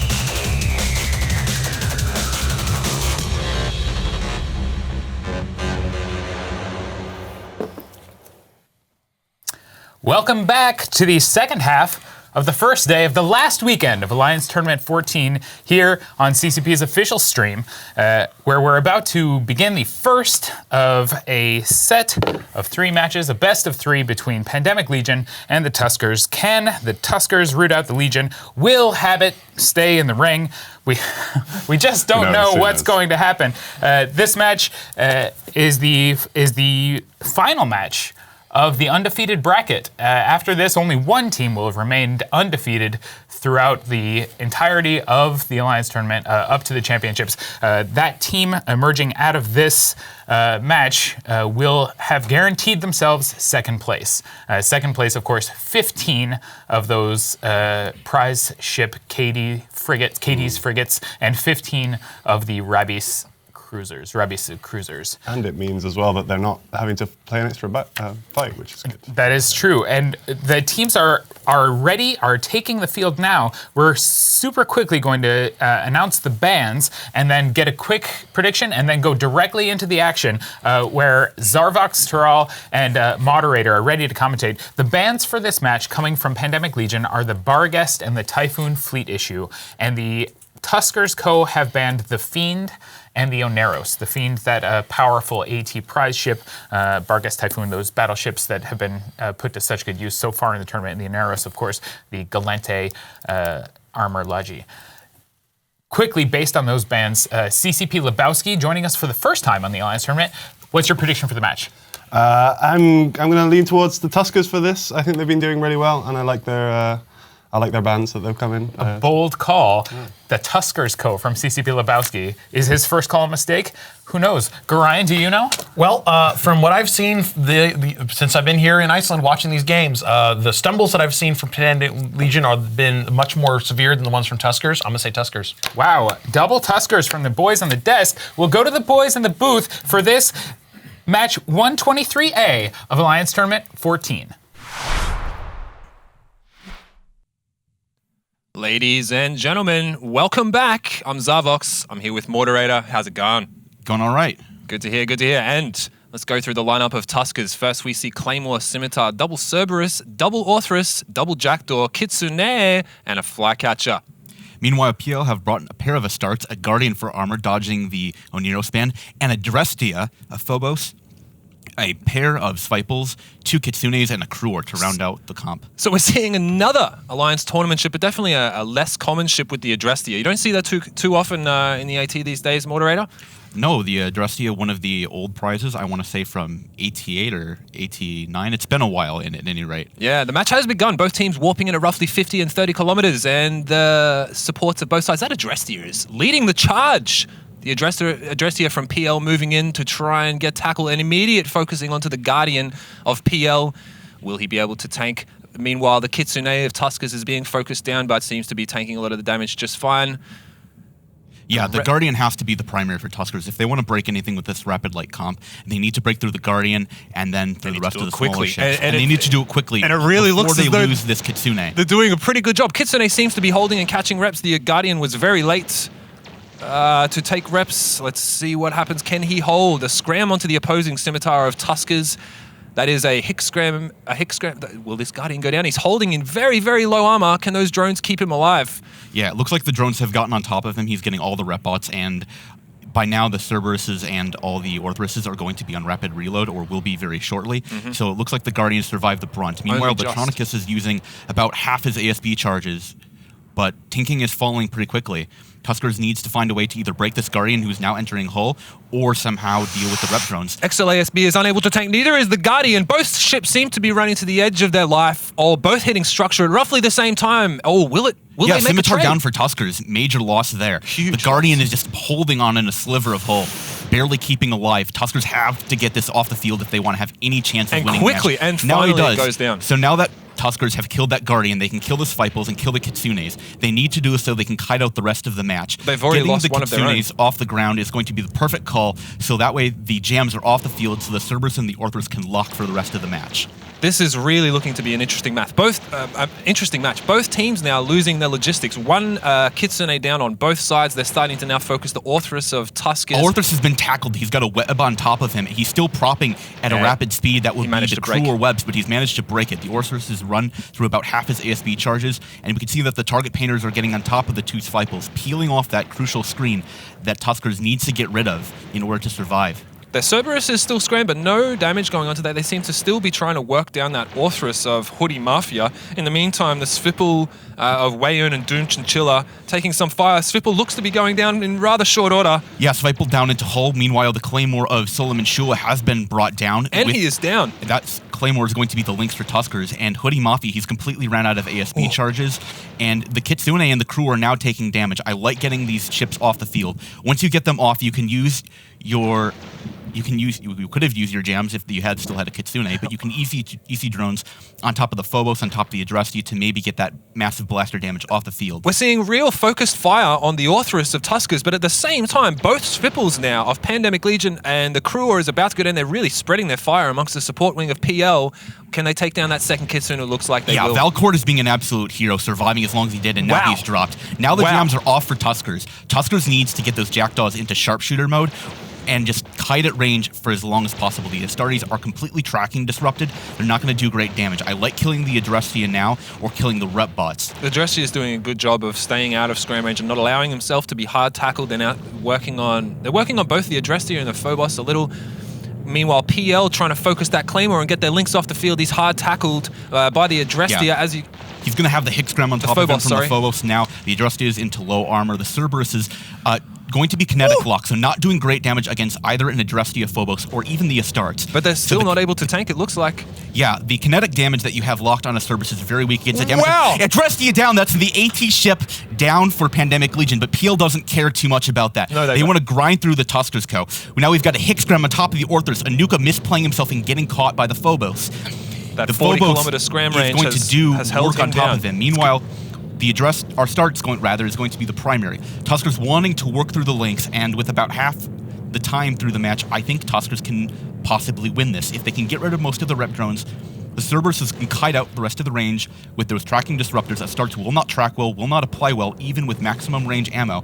The Jackdaws can kite for forever, Flycatcher can kite for forever, Cerberuses can kite for forever. They're taking quite a long time to take down this Orthrus. He is tanking like a hero. Is he going to pull range now? I mean, he's not scrammed. Doesn't really make a difference right now. No, unfortunately, he's taken too much damage. He's going to pop. That was you can see there, it took him quite a while to realize that he was not actually, that he had broken scram and was able to burn away, but you could see him just hit his micro warp in the last 5 seconds of his life. And now his Cerberus has been Hexgrammed again. Phobos has jam drones on top of him, but the Tuskers are misplaying this. And now another Jackdaw's been hit.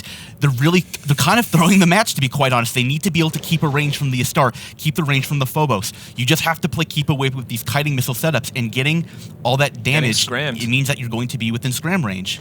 They're focusing down now the last Jackdaw of Tuskers, so without any control left on their side. I'm not sure what happened to Miramin's Paxi. They needed to be far away at range. A bit of a choke, to be quite honest. With this Astarte now into hull, Tuskers can maybe pull this back, but the Cerberus has now been scrammed again. They're not going to be ahead on points. Even with this Astarte, they're still going to be just below on points. PL is still in the lead points-wise. They have the Astarte's going to be doing much better damage now that the TDs are off him. One Astarte obviously down, so the loss of some links.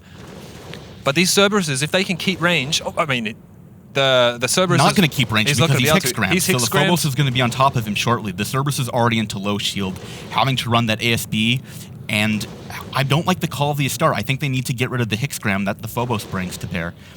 Cerberus XL ASB fit, it looks like. Yeah, so Tusker's really not doing a good job of kiting away. If they had been able to stay with their Jackdaws at range, that's couple hundred damage of selectable types. You can fire either Nova or Mjolnir. The Cerberuses are going to be firing kinetic, which is awful. Those Galente blaster boats having excellent resistance to kinetic, and they really needed that explosive or that EM damage to break these in time. I mean, is it really... I mean, we have a fairly long amount of time left in the match. Is it possible that Tuskers is going to be able to pop either the Astarte or the Phobos in this time before losing a Navia, who is hard tackled, who has absolutely no chance of being able to pull range, barring a major fail? If Behemoth and Evil One can kite away from the Astarte for the remainder of the match after this Astarte goes down, if it goes down, they can win on points. This Cerberus is hero tanking. The That Cerberus is XLASB. absolutely hero tanking, but he's going to be almost out of charges. He'll be Wall out. at a start is completely out. So what the Evil One needs to do, along with Behemoth, is kite this away. Even though they had a bit of a misplay, they can bring this back. They have 3 minutes. They have all the EC drones on top of this Phobos. With these two Try to losses, jam they're him. going to be... PL is still going to be substantially ahead on points, assuming they can take down that Cerberus. Well, no, PL is not ahead on sorry. points. Tuskers is going to be 3 up. So we have 12 and then 4 from the Flycatcher, making 16, 13 on the Phobos. So he's now going to be painted by the Flycatcher or the Cerberus. They need to just play keep away from a Phobos, which is not that fast. He's going to be an armor tank ship. Cerberus and Flycatcher are going to be the shield variety. But what this Flycatcher has to do is not get popped by the Phobos. If they do, Pandemic Legion is going to be up 1 point ahead, and the Flycatcher is already in low shields.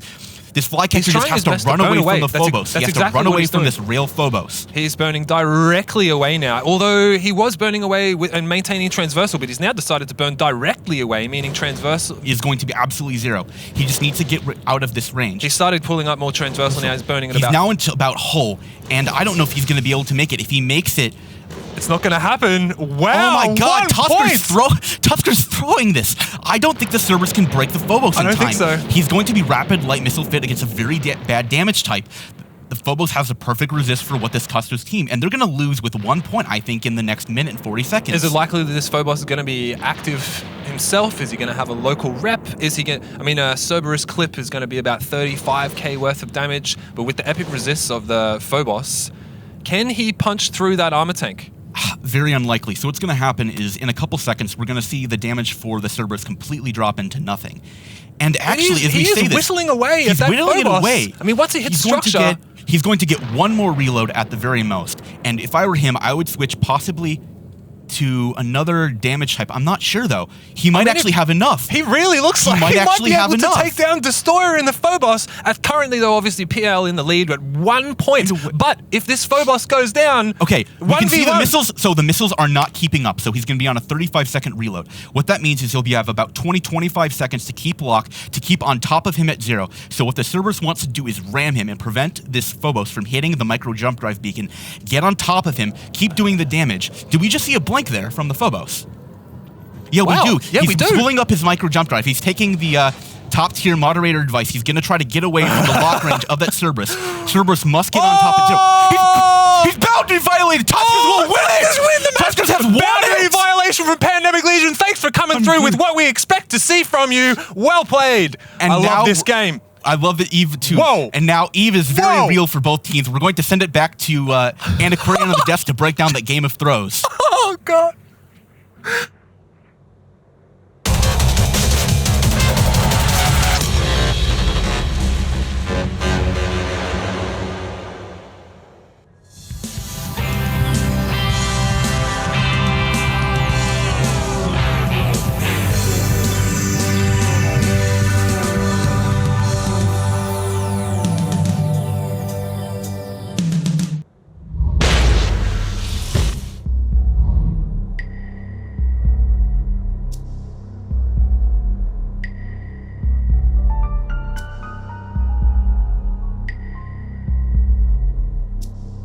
I'm in a mower. What is this hot drop like? Number 19? Ah! Really a Titan for a mower? Dude hasn't been on a legitimate kill. Alright, just small ballers, mate. Small ballers.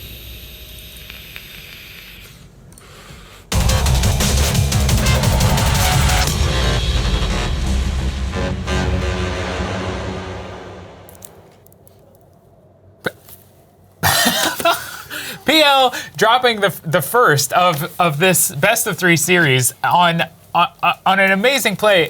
It wasn't immediately clear to everyone viewing at home. That micro jump was successful inside the arena. He jumped the 120 kilometers and then coasted out. Literally too close to the edge. Yeah. He forgot to stop when he moved. Icarus! Oh, Icarus! How far do you fall? Lebowski, what did you see going on there? I mean, that was tense. That was back and forward, that match. I had my heart in my throat. There was some, it seemed like there was some awesome piloting and some not so good piloting on both sides, actually. There was a lot of like people getting pinned down by the Phobos, which I was very surprised of, like continually getting scrammed by that heavy scram that you get on the Phobos. Is it a mistake for them not to target call that sooner? It might be. I mean, they're also quite a kitey team as well. You think that they could focus on trying to stay out of that range. But yeah, it's tough to say. Yeah, I mean, from what I saw here, at least my perspective here, was they probably thought that they could ignore the Phobos longer, because the most important thing when you have those rapid lights and rapid heavies, whatever you got, it takes a really long time to reload. So you can't just be like, okay, well, this is now our problem, let's switch to it. There's clearly a case of like, we're just gonna have to ignore that for now because we're shooting this other thing, and we don't have the right damage type, and it almost cost them the match. I mean, and then we had a couple of piloting errors where they weren't keeping up good transversal. I mean, even when you're burning away to get out of range, you still got to go kind of at a tangent. You can't just go in a straight line away. You're just going to get slammed. We had basically a complete like red wedding of a match here, where everything got stabbed and killed, and the corpses thrown up on the wall. I mean, this was a fun match to watch. Certainly impressive. The two Logis both going down within 6 seconds of one another. Tin Kang holding on ever so slightly longer, but as always, and never disappointing me, buddy. I love you, but man, you pop like a piñata every time, which is common in the AT. I pick on the Logis, but your Logis are singled out and pulled down. It happens in almost every match.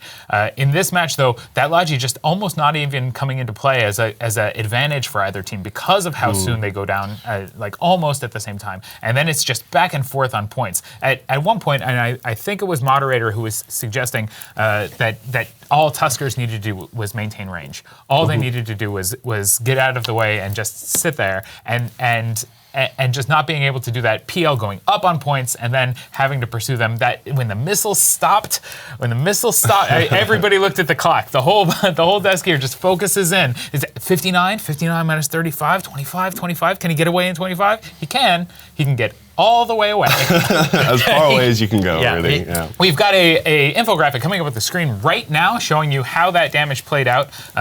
Looking at around 100,000 coming from both teams, 120 coming out of Pandemic Legion. Look at the damage coming out of that Cerberus that was the last man standing. 32,000. That's a lot for a Cerberus with rapid lights. He's doing what he needs to do, and he's taking hardly any at all. Obviously, PL not really focusing on those Cerbs early on. Really just targeting the Logi, getting that down, and making it a points game for them.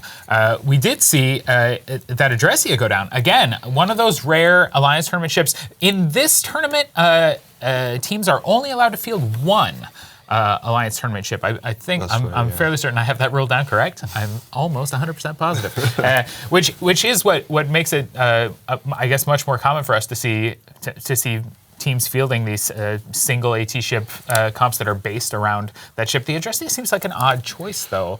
Yeah, that's definitely one of the more uncommon ones, because it's just in the current meta, it's not so great, especially when you got something that's like restricted to hybrids. It can be so affected by tracking disruptors or just being muted out. I mean, it's something that we in Rogue Capella used a lot in AT8, where we fought two Proteuses, and what basically kept us alive was the fact that we were able to TD and newt out those blaster boats. And because of that, it's susceptible to that kind of control. And I don't think we saw that so much in this match. I mean, this was definitely where Tuskers went straight for that Guardian and just held on for dear life, because everything after that meant that they could just sweep through it. But again, it's just kind of a weird choice. But that Guardian and I mentioned this again, white purity, a glorious purity of the throne skin, brilliant. Yeah. It looks good on fire. I found. Yeah, I've seen a lot of different angles of it in different ships. It's just like, it looks better with flames. And most ships tend to look better if they're burning or about to explode. Shut up. Sorry. CCP Lebowski's first time on the desk. He doesn't know that Mimitar is a mistake. We will be moving forward now to the first of a best of three between WeForm, Volta, and Northern Coalition.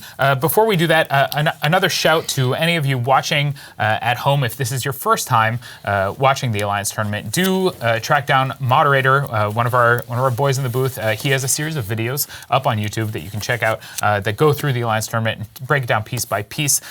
Really gives you an idea of what's at stake, who's participating, and the kind of history that the tournament has in the EVE Online community.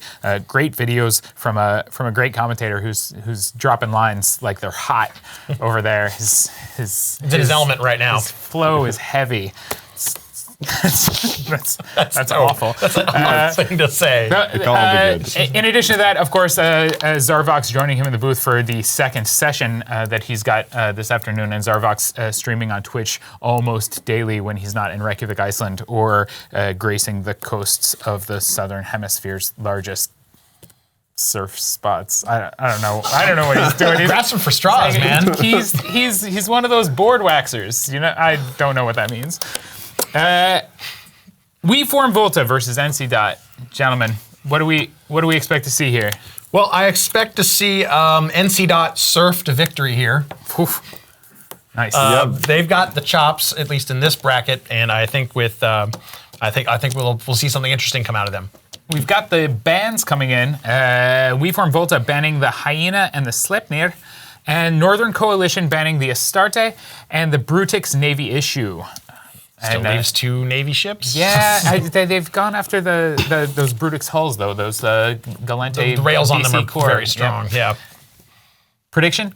Lebowski? I don't know. I think I might have to side with Ryan here on the fact that Northern Coalition are probably looking strong for this, but we from Volta, Thera boys. I've got to rep those guys. I love the wormholers, even though people don't necessarily count them in the same, but I do. They're wormholers. An incredible match. We will go to the boys in the booth, moderator and Zarvox Tural here for match 124A of Alliance Tournament 14 Northern Coalition versus We Form Volta. I'm moderator, my flow is heavy, my palms are sweaty, and the teams are ready. So Volta has brought 2 Typhoon Fleet issues, an Eos, an Oneros, 2 Sviples, 2 Blackbirds, a Malice AT-10 Alliance Tournament ship, or AT-9 rather, a Vigil, and what do NC Dot have, Starbucks? A bit of a mirror setup, as you had stated. We see double Floon, Eos and Neuros, double Svipul, Blackbird, Vengeance, and Vigil, and the only difference between these 2 lineups is that We Form Volta have decided to go for a Malice over the Vengeance. Tell us a little bit about the Malice. So the Malice is a ship that has a bonus to nooning strength and optimal range, as well as fall-off. They're going to want to get that ship on top of the Oneros as soon as they can, or the Lynx to completely shut them off, neutralize anything that they've got. Ooh. Already, the Svipul of Travis Muskrat is rushing in on top of Volta, and he's going to be hard tackled. He's taking immediate damage. Travis. He's getting already pummeled into low armor. This Oneros is jammed, and he's going to drop. And he is down. So critically, Volta has won the initial jam war. They've got the Oneros jammed. They've lost the Svipul. This is going to put the second lead Svipul of Volta in a strong position. That second Svipul of Squishinator has been immediately double-webbed and scrammed. Lost Scram, he may be able to pull out of range, but he is taking enormous amounts of damage. He has caught reps, so the jams are now unsuccessful on the Aneros. So what Volta have critically done is you can see that there are jams and that the Typhoons have been screened. The Fleet Typhoons for Volta have not been screened. So Northern Coalition, they're pinned down. They can't get their newts to bear on top of the Oneros. But the Oneros for Volta is tackled. He's going to be taking good damage at range. But the Svipul for NC Dot is taking a lot of damage. To try that and Oneros is for NC Dot is nuded out, so eventually he's going to drop reps onto the Svipul, and the Svipul will go down right now. They also have hard tackle onto that Malice. He's scrammed and webbed and now taking quite a lot of damage. Will they switch? Will they keep fire on the Aneros, or will they switch over to the Malice to try and get rid of that? I don't like the Malice as a primary call. The Malice is one of the most tanky AT ships that you can possibly have. Very low signature and amazing resist. Volta are just snowballing this from their initial position. I like either a call onto the Oneros. It looks like they've got Scram Web on top of him. He's going to likely be their next primary. So many jams onto the side of NC. So as you can see, the incoming damage is just not the same. There are jams all over NC's field, NC's comp of both Floons, the Aneros, the Blackbird, and the Vengeance. So these 2 Blackbirds of NC are, as you can see, unable to do too much work themselves. Yeah, so what you can do to the Oneros, you can shut off its hardeners. You can see he's not propping, just completely shut down and locked out of the match. Eventually, they can either primary him and kill him with those hardeners off, or they can kill any other ship since he won't be able to repair. But they're still trying to put all their damage on top of Volta. Volta's Oneros is holding, you can see the repair icon on top of him. That's an update from last weekend. Now repair drones will give a repair icon on screen, so that's what you're seeing here. So still just no losses from Volta, holding up just fine. They are taking a lot of damage on their own and Neros, but he seems to be tanking just fine.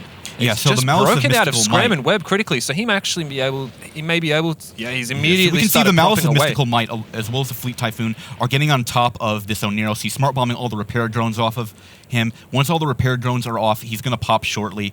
And yeah, Hard Typhoon's tackles. overshot a bit, but those repair drones are going to fall shortly. He's got enough damage on top of him. This Spiteball he might break, but trading an Oneros for a Spiteball when you're already down 2 Spiteballs isn't enough.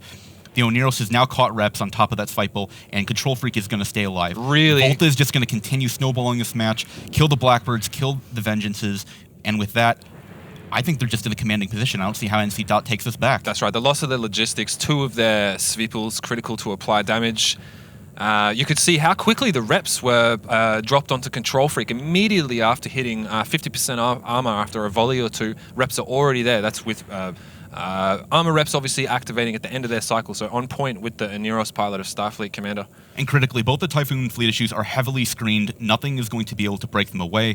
The Blackbirds of Volta, are completely at range. They're able to jam everything just fine, just stay at range. Once these Blackbirds for NC Dot fall, they can snowball all their jams on top of the Vengeance, the Vigil, and the remaining Blackbird. NC Dot is completely locked out and shut down. You can see that Volta is ignoring the EOC. EOS only really having a bonus to damage drones and having the links. Damage drones in this format not doing too much, as you can only bring the Tech 1 variety. Blackbird slowly but surely breaking.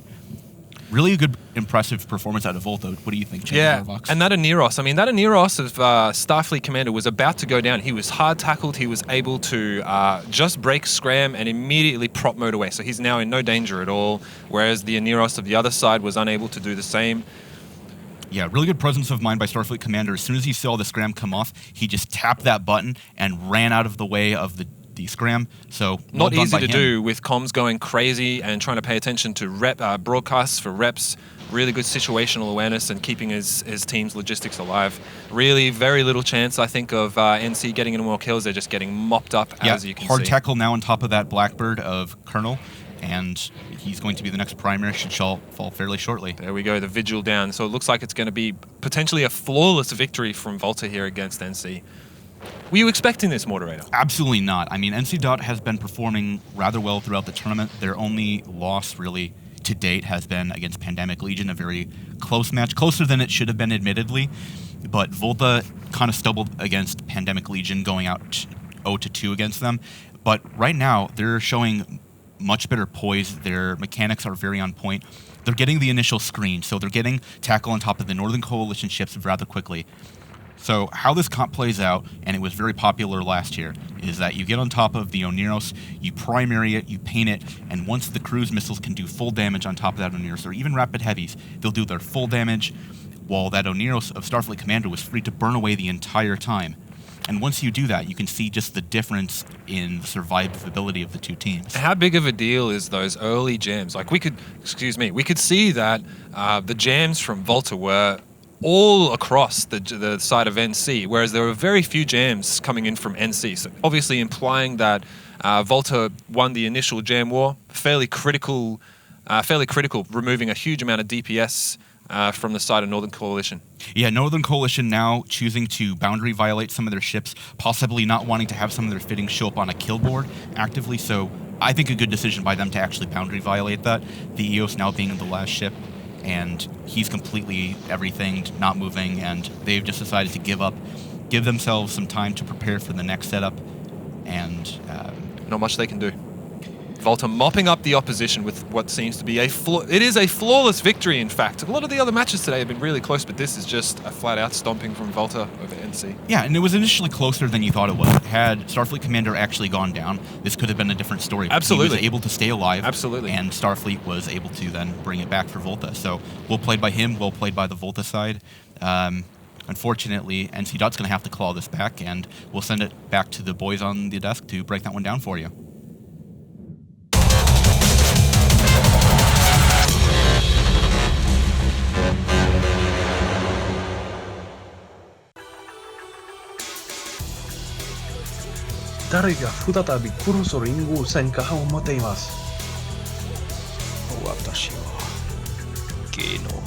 人々をお嫌いではありません。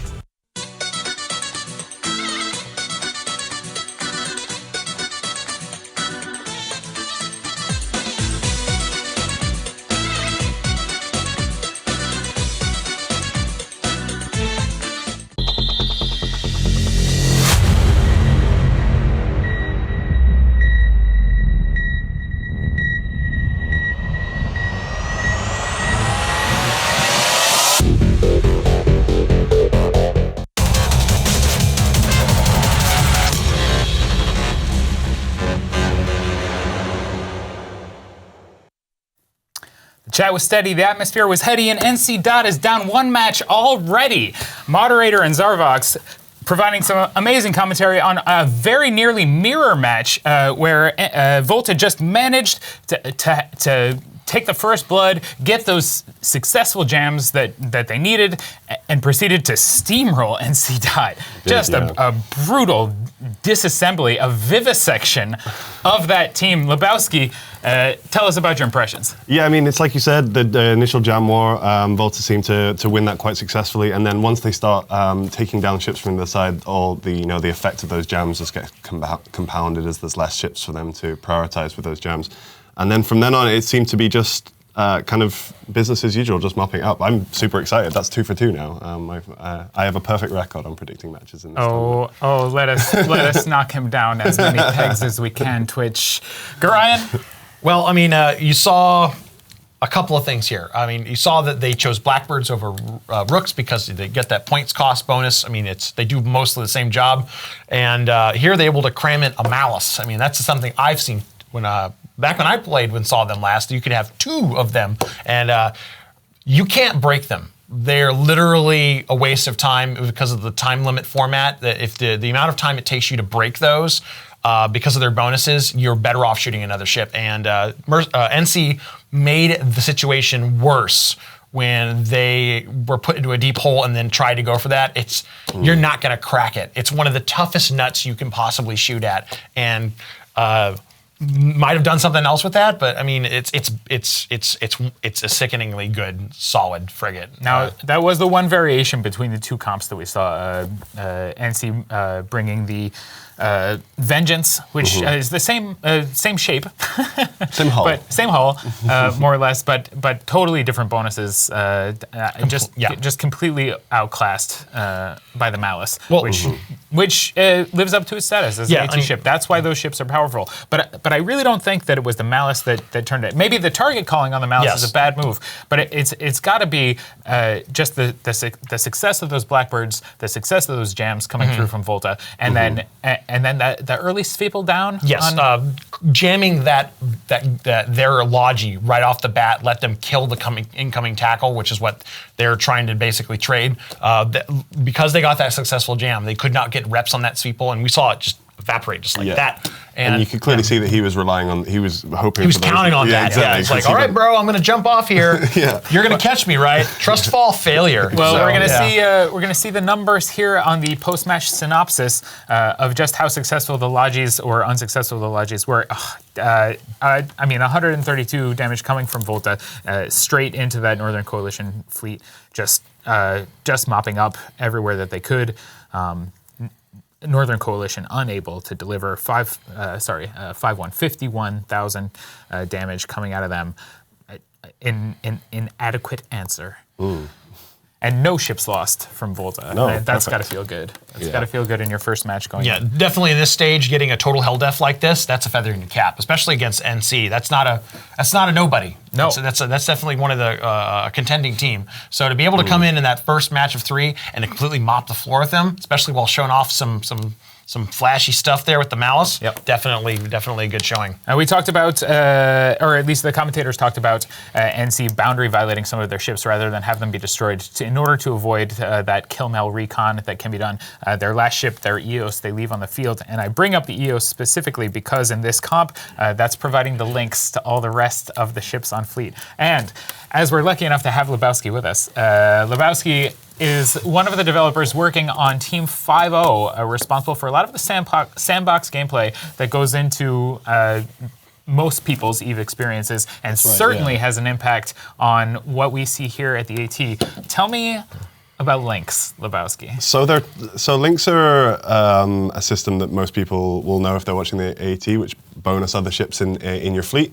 And we're changing these to a system called command bursts very soon in the November release in Ascension. And the difference there, at least the primary difference I can see that will affect the AT, is that they will now be area effect bonuses. So they're a module that cycles, and every time the module cycles, it'll hit every person in their fleet within a certain amount of distance, and that distance is smaller than the AT tournament grid. So what's the range on the? It depends slightly on skills, I believe. The last time I saw it was around about 50k is the range on those. So it means that hopefully we're going to see some more interesting plays with those in the future. Now, are we seeing those modules? Are they available to pilots who are maybe on one of the test servers like Singularity? That's right, yeah. So we gave these modules out to everyone on Singularity. So if you haven't been on the server since we did that, you can log in and look in your redeem queue, and they'll all be there for you to play with. And we're also going to be seeding them for general use in the Singularity markets very soon as well, hopefully early next week. Grind, do you spend any time on Singularity yourself? When I have time, when I'm not going out for roaming.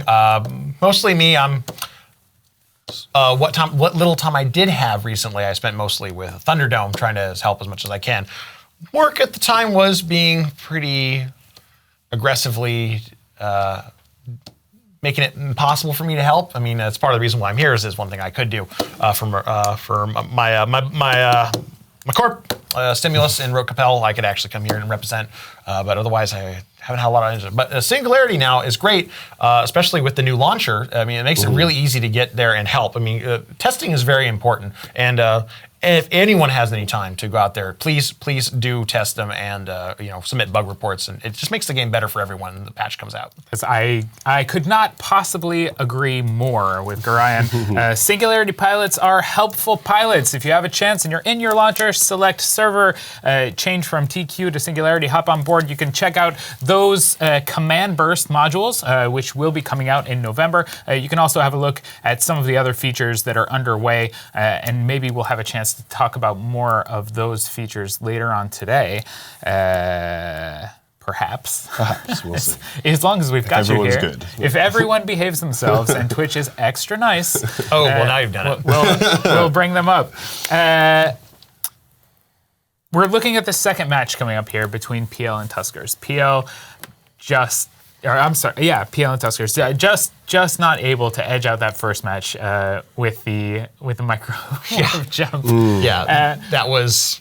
It was a bit of a nail biter, and again a wonderful little focus on just how specific and how important good piloting is in these matches. You have someone making tiny little decisions that really impact the overall flow of the match, and PL historically known for just those kinds of decisions.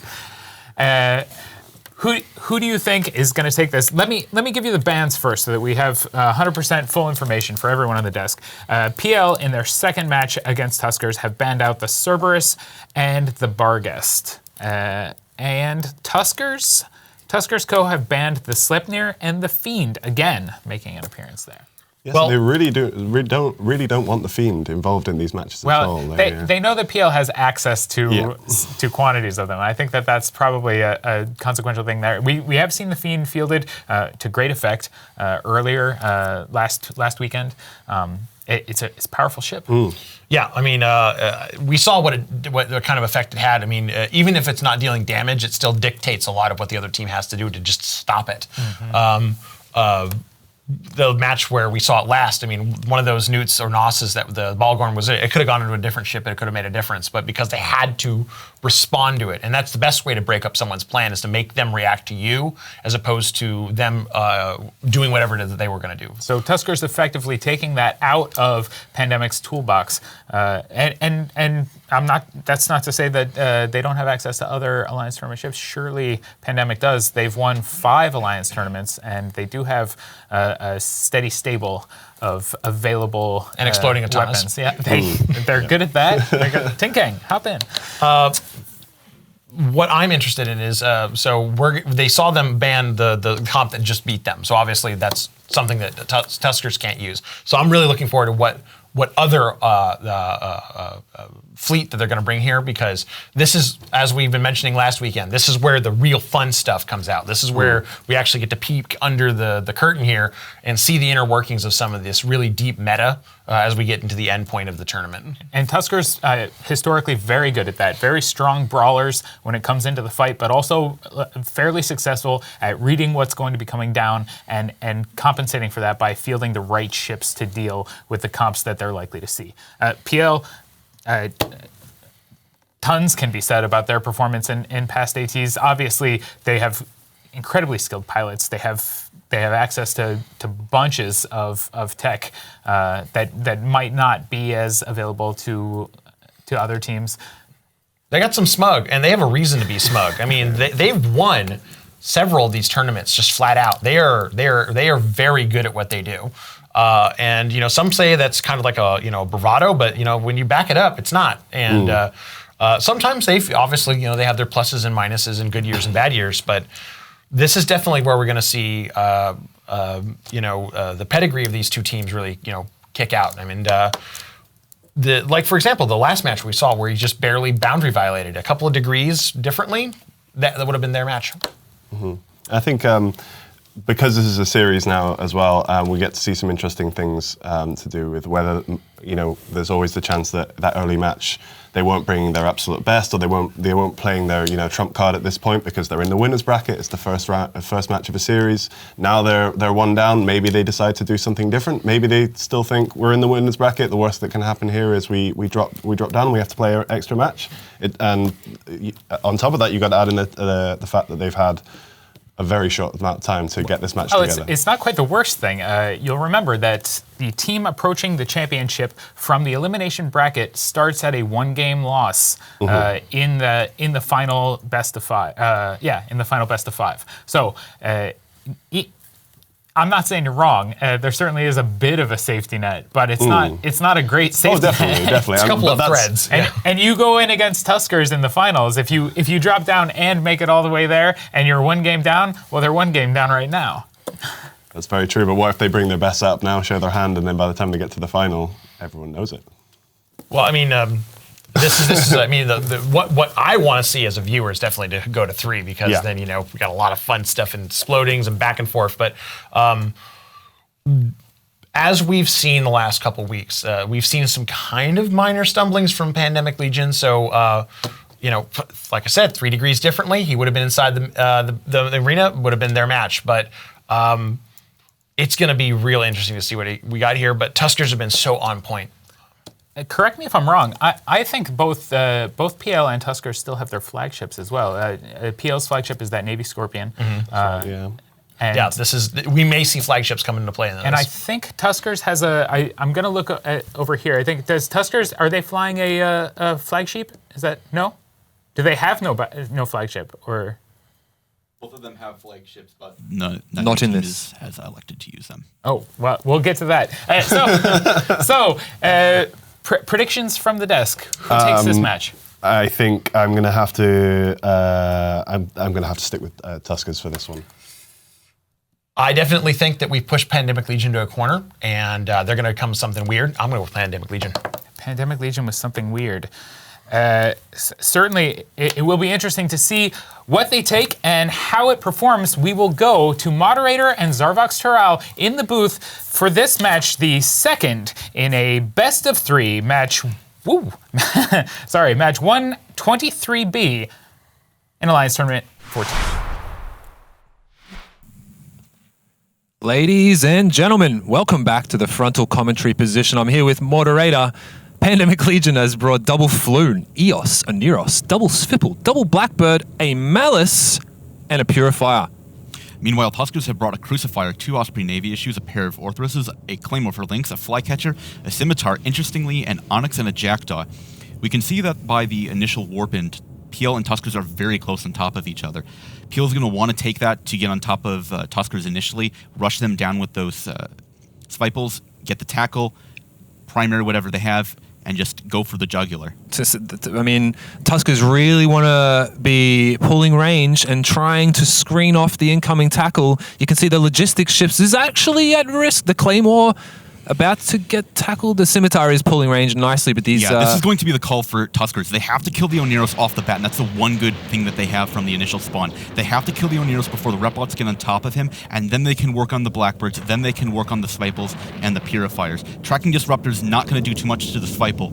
They need to kill this Oneros before their ASBs, before the Rapid Heavies run out, and before the Oneros can get too many Rep drones. We're seeing big damage being focused onto that Oneros, but he is not hard tackled at all, so he's going to try and pull as much range as he can. The Scimitar, on the other hand, was scrammed. The Scimitar of Skylar Hawk was scrammed, but is now not focusing a little bit of damage onto him. He seems to be doing fine. Will he get his M-dub back on and try to pull range? We'll see in a moment.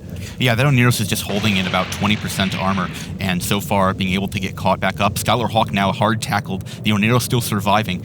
With the hard tackle, the Swipples are going to want to get on top of him, get the Malice on top for the Newts, and without the Tuskers having killed Pandemic Legion's logistics in the first reload, I really favor Pandemic Legion. Yeah, and it really looks as though this Scimitar will go down. There's no way he's going to be able to pull range. He is surrounded and hard tackled and taking huge damage. Once his XLASB shield booster runs out of charges, it is going to be all over for him unless something crazy happens and he can pull out of range. The Lynx ship, the Claymore, also being scrammed, so after they finish off this Scimitar, if in fact they do, they're probably going to switch onto the Claymore. Yeah, either that or some of the Orthruses or Ospreys, if they can get a tackle of that. They do have hard tackle on the Claymore. I'd like getting rid of the Lynx. Unfortunately for Tuskers, they didn't kill the Oneros in the first reload, and that was really the linchpin to winning the setup. It's kind of painful to say that only 2 minutes into the match, but really that was their victory condition with these two mirrors coming up against each other. The Oneros had to break. He didn't. The Scimitar is now going to fall. I mean, what's their best move then? When they realize that they don't have hard tackle onto the Oneros, they're not able to finish him off in a single reload. The Scimitar, as we had said of Skylar Hawk, probably about to go down on Tuskers' side. So one side is now without logistics. I mean, what were Tuskers to do then when they realize that they can't break Oneros? What do you think they should do next? After that, you have to kill Rep drones because you still have to get on top of the Oneros. The Light Missile Comp doesn't have enough damage. He has to fall.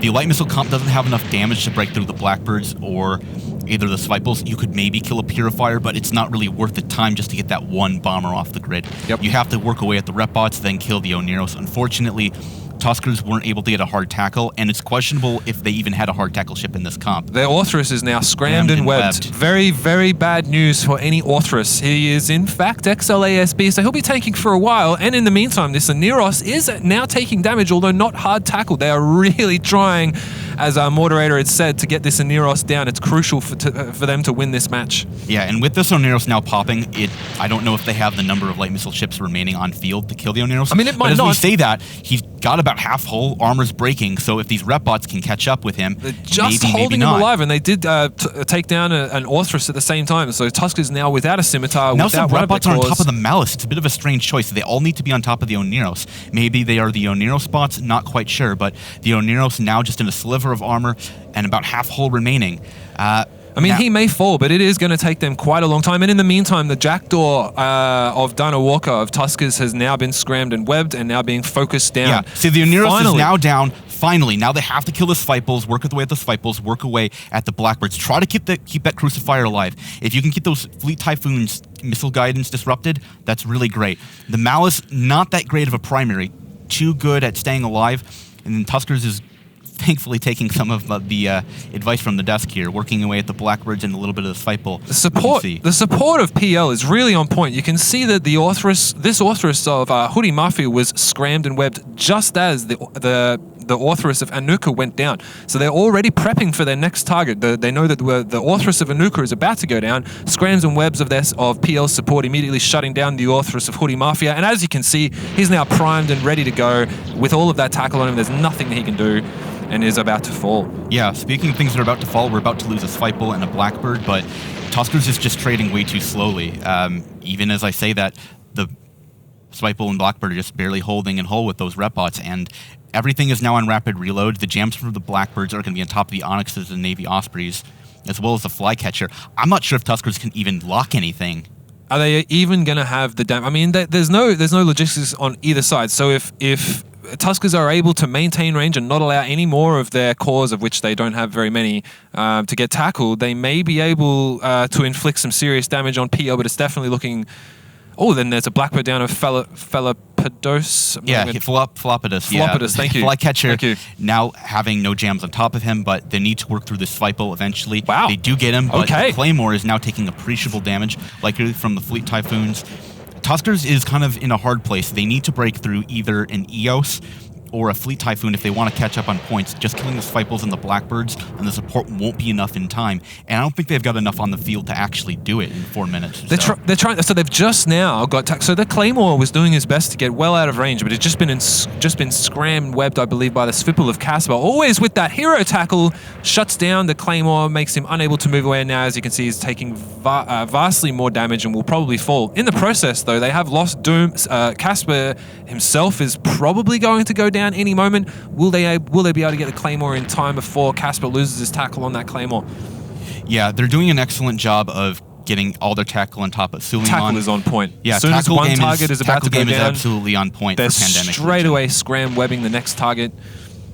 Yeah, the Purifier about to drop. Wow, and the Claymore just as the Claymore goes down. is down. Yeah. Huge advantage from PL now with the links off the field of Tuskers. And Casper is not even dead. He's probably going to go scram someone else. Oh, there he goes. Okay. Yeah, I so spoke too soon. now they have to kill the Blackbird and work away at the Eos while somehow not getting tackled by the Malice. And the Malice, it appears, is on top of Latronicus. Those newts are actually just going to completely shut down Latronicus. Latronicus is now hard tackled by the Malice. He won't be going anywhere. The Fleet Typhoons are going to get on top of him, and that'll be it for him.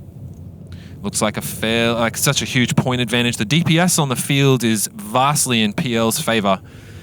And they have no links. Tuskers have no links. They have no support at all. That Navy Osprey, whilst not tackled, is taking... But they seem to have switched off of the Onyx of Latronicus over to the Navy Osprey of Teebel. And at this point, I actually might like killing the Blackbird and then the Malice. You realize that you're not going to be able to win the match, so you might as well inflict as much damage. You don't know how many Malices Pandemic Legion might have, though presumably they're going to have more than just the one. So they can't really win the match. I like killing the Blackbird, get the jams off the field, then kill the Malice. I mean, they now have nothing to really hard tackle the side of Tuskers. Is that going to make a big difference? The fact that the Fluins are going to be much less able to apply their damage to the Onyx and the Tunos. And just as I say that, it looks as though the Malice did actually get some hard tackle onto the Navy Osprey, and as you can see, immediately the damage incoming onto his ship has gone through the roof, and he will fall any second. Yeah, there goes the Navy Osprey. Bit of a tough position for Tuskers now. Yeah, Tuskers is just getting gored by Pandemic Legion, those missiles just piercing right through them. Yeah, but they trade the Blackbird out. Maybe they'll all just micro jump off the field again, so you never know what's going to happen in matches like this. I mean, we might see all three Duncool, Blue Melon, Destroyer just jumping themselves out. You never know. Okay, it's happened for a little while now, but the Black... Spoke a bit too soon. It took until now for the Blackbird to fall. Yeah, the Malice now scrammed. Critically, tackle has fallen from the Navy Osprey and immediately jumps back onto his micro warp drive. Yeah, he's going to burn away hard, try to stay alive, but you can see Taking the a lot cruise of missiles damage. coming on top of that Navy Osprey. A lot of damage. And his ASBs are just barely keeping him up. That Crucifier needing to put his guidance disruptors on top of both Dancool and Blue Melon. Maybe he only has the one, and he put his mid-thoughts on the tracking disruptors, just the normal missile, or gun ones rather, onto the Svipals. Not useful now, but yeah, they're just chewing away at the Malice, and I don't even know if they can do it in the next minute and a half. I mean, at the end of the day here, the DPS from the side of Tuskers is really not enough to kill anything. Perhaps the Malice, but most likely not. So it doesn't look like there's any way for Tuskers to come back from this. Yeah, what do you think, Zarvox, of Tuskers choosing to go with this comp? No AT ships, not bringing your flagship. You're up 1 point in the series. How do you feel about that? Maybe later on, maybe we're going to see some brand new comp like you were talking about. Like these guys are really going to save their end game comp for the end. Maybe there's their flagship and the flagships and potential AT ships form an integral part of that setup. Maybe we haven't seen it yet. They don't want to give it away until the last moment. Who knows? It's some high level metagaming here at the Alliance Tournament. That Navy Osprey is in fact about to go down. No damage left now on the side of Tuskers, really. Yeah, I would like to see what they're going to do, especially in the third round. The winner of this is guaranteed second place. So you go from having a total of 7 guaranteed prize ships of each kind, so 7 cruisers, 7 frigates, 2 up to 12. And then you go up another point in the grand final series. So winning the next match puts you in a great position. Losing it makes you go down to the losers final. You have to play another best of 3 just to work your way into that grand finals where you're already behind. I want to see one of these two teams in the next match, bring everything and close it out. And with that, we're going to talk to the desk to see what they have to say.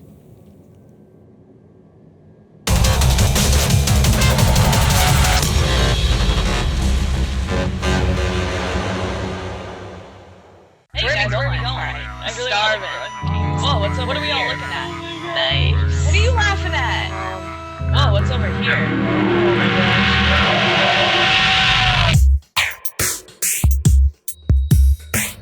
Come on, all right, everybody. That's what I'm talking about, guys. We've made a great effort so far. Let's just keep it up. That's right! We can't have anyone freak out there, okay? We've got to keep our composure! We've come too far! There's too much to lose! It's not just...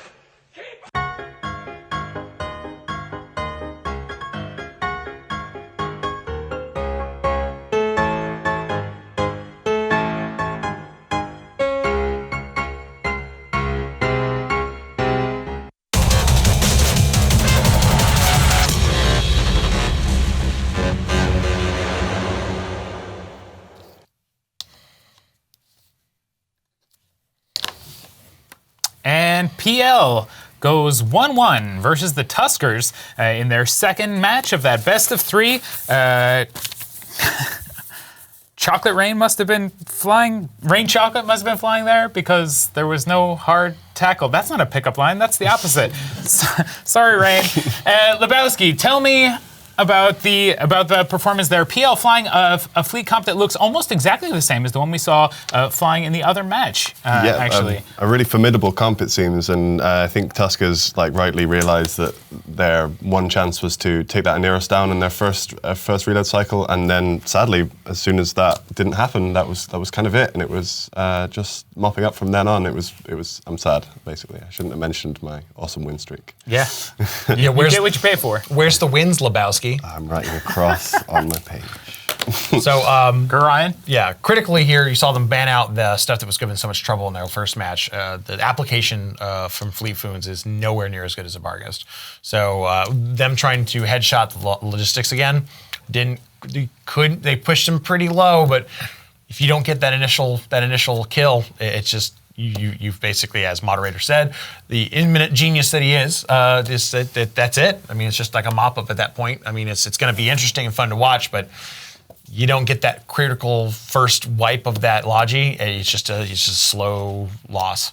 Now, talk to us a little bit about that. People not paying attention might not know what it means getting to the first reload and how much the timing matters. What exactly was moderator talking about? Well, the first reload that we have is all the ships that they have. They're using what's called rapid lights and rapid heavies, which are these very high DPS weapons in a very short period of time, but incredibly long reload. So it's like having a machine gun with this huge drum on it, and you fire all the guns and bullets, and you do a lot of damage, but it takes a really long time to slap another drum onto that. And that's basically what we had here. They gambled that they could get that logistics ship, that ship preparing their team, down before they had to reload. And the first match, we saw that work because of the application that those ships, they're basically designed to use those weapons. The ships that were banned out and then what they came with instead, not the best at it. They're good, but not great. And this is the difference between pushing it into structure and blowing it up and then surviving with like 10%, 5% hull and just weathering the storm. And of course, us seeing the Malice again take the field there, and again, proving to be quite a formidable hull. That AT tank. It's with the way it has its NOS bonus built into it, which is the old style, which is that it just gets cap. It can run a tank, it can tackle you, and you can't get rid of it. It's like a limpet. It just will attach itself to your body, and there's nothing you can do. And the only way that you can get a Malice off of you once it's tackled you is if it decides to do something else. So they are brutal. The only thing that could probably be a better way to tackling somebody would be hit them in the kneecaps with a baseball bat. I mean, it's like they're horrible. CCP does not condone that type of action in order to tackle your opponents while playing in the AT. Do we, Lebowski? No, we don't. And it was interesting that I saw Tuskers again, or not again, sorry, but again the Malice being shot quite early on in the game there. I don't know whether that was kind of throwing in the towel early and thinking, well, let's try and get this as well. Or maybe, I mean, there's always the chance that someone just didn't have a target at that point and wasn't in optimum to apply to what they should be shooting at and was just shooting the Malice a bit. But yeah, it seems strange to me that you would focus any fire on it so early on. Well, I mean, that's even more of a risk. With other weapons, like, it takes not a very insignificant amount of time to reload. With rapid lights, rapid heavies, you shooting means that's less ammo in your magazine, and you're pushing that reload timer closer and closer. So it could be a lack of discipline. But again, this is what I was expecting. I mean, if you push PL into a corner, they're going to come at you with their best. And now it's 1-1. This next match between the two of them is going to be dynamite. Yeah. The next match between PL and Tuskers, of course, the final undefeated bracket match of Alliance Tournament 14. After this, every match that you see will feature at least one team that has been into the elimination bracket. And of course, the winner of the match, the final match between PL and Tuskers, will be moving into the championships no matter what.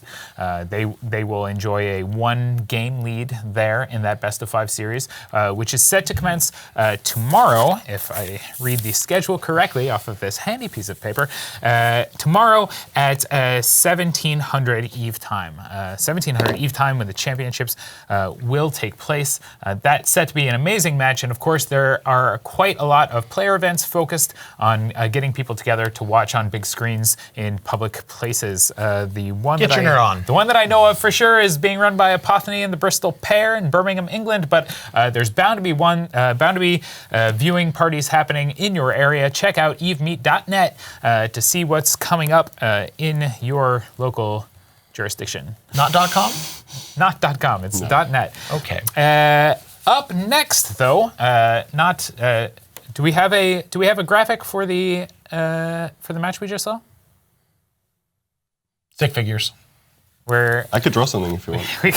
we can draw a series of bars and write. Wait, our graphic is not prepared, but the fleets are just about ready for the next second match of the NC versus Volta series. We'll get the bans in for that right here. Match 2. WeForm Volta has banned the Hyena and the Sleipnir again. That's the exact same ban that they brought in the first match of this series. And NC Dot has banned the Guardian Oneros Armor Legi combo.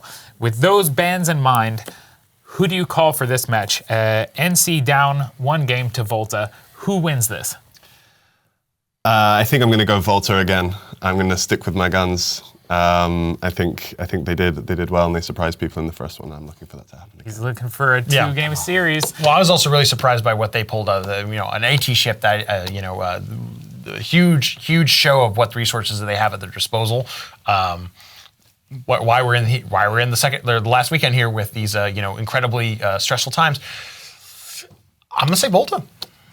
All right, who will be better? Who will be greater? We'll go to Zarvox and moderator. See you later.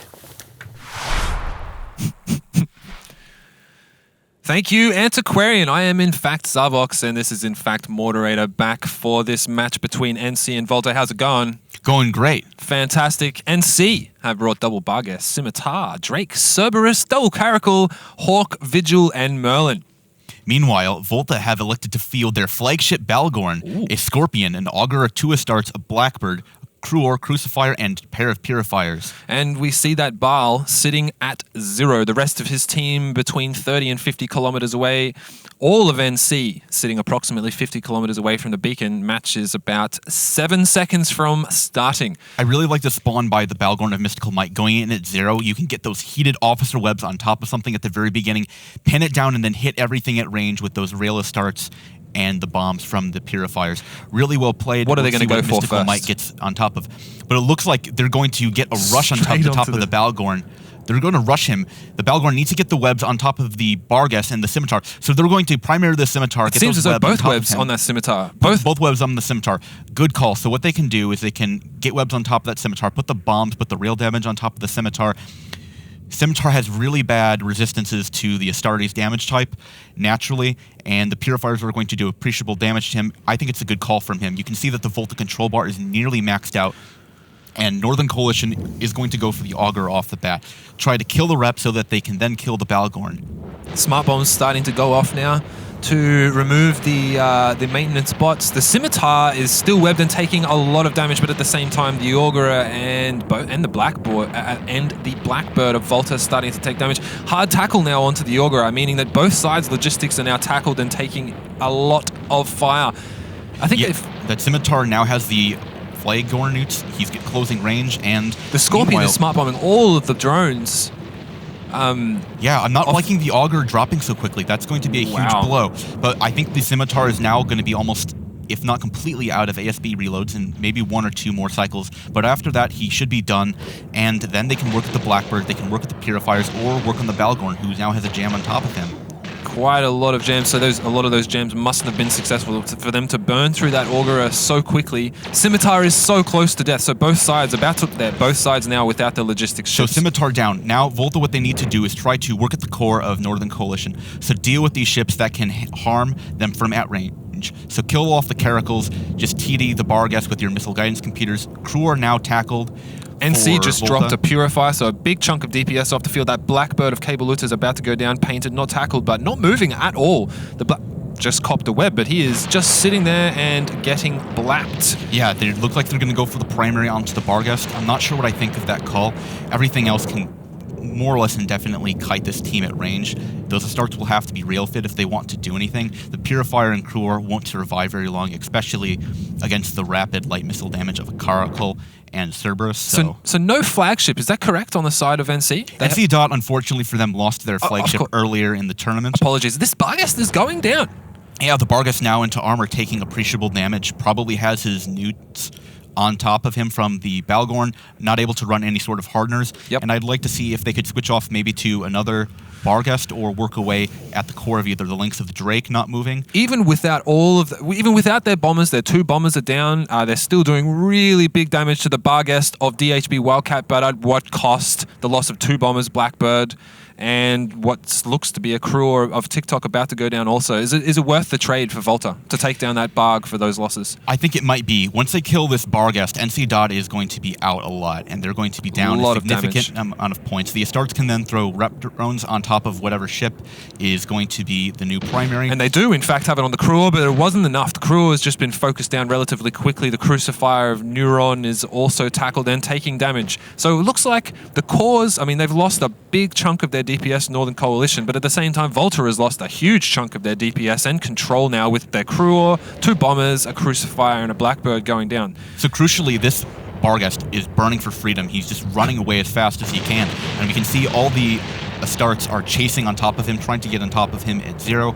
The Scorpion is sitting essentially at 0, smart bombing what appears to be his own logistics bots at one point. Not sure what's quite going on there. They've started moving away now, but they were definitely very close. I'm not really sure what he is smart bombing actually. Maybe the arena beacon? Yeah, the Scorpion not really moving, now gaining some speed and trying to get away from the Caracals that are on top of him, essentially. Big points advantage to Volta, but Northern Coalition still with quite a lot of DPS on the field. The 2 Caracals and the Cerberus and the Barg are capable of applying huge amounts of damage, but most of these will likely be, well, the Barghest is likely to be rapid heavy, the Cerb, and the 2 Caracals likely to be rapid light. So we're going to see the damage from them coming in bursts. I like the choice of the Scorpion as a primary for Northern Coalition. The Scorpion's going to have all of the bonus jams on top of it.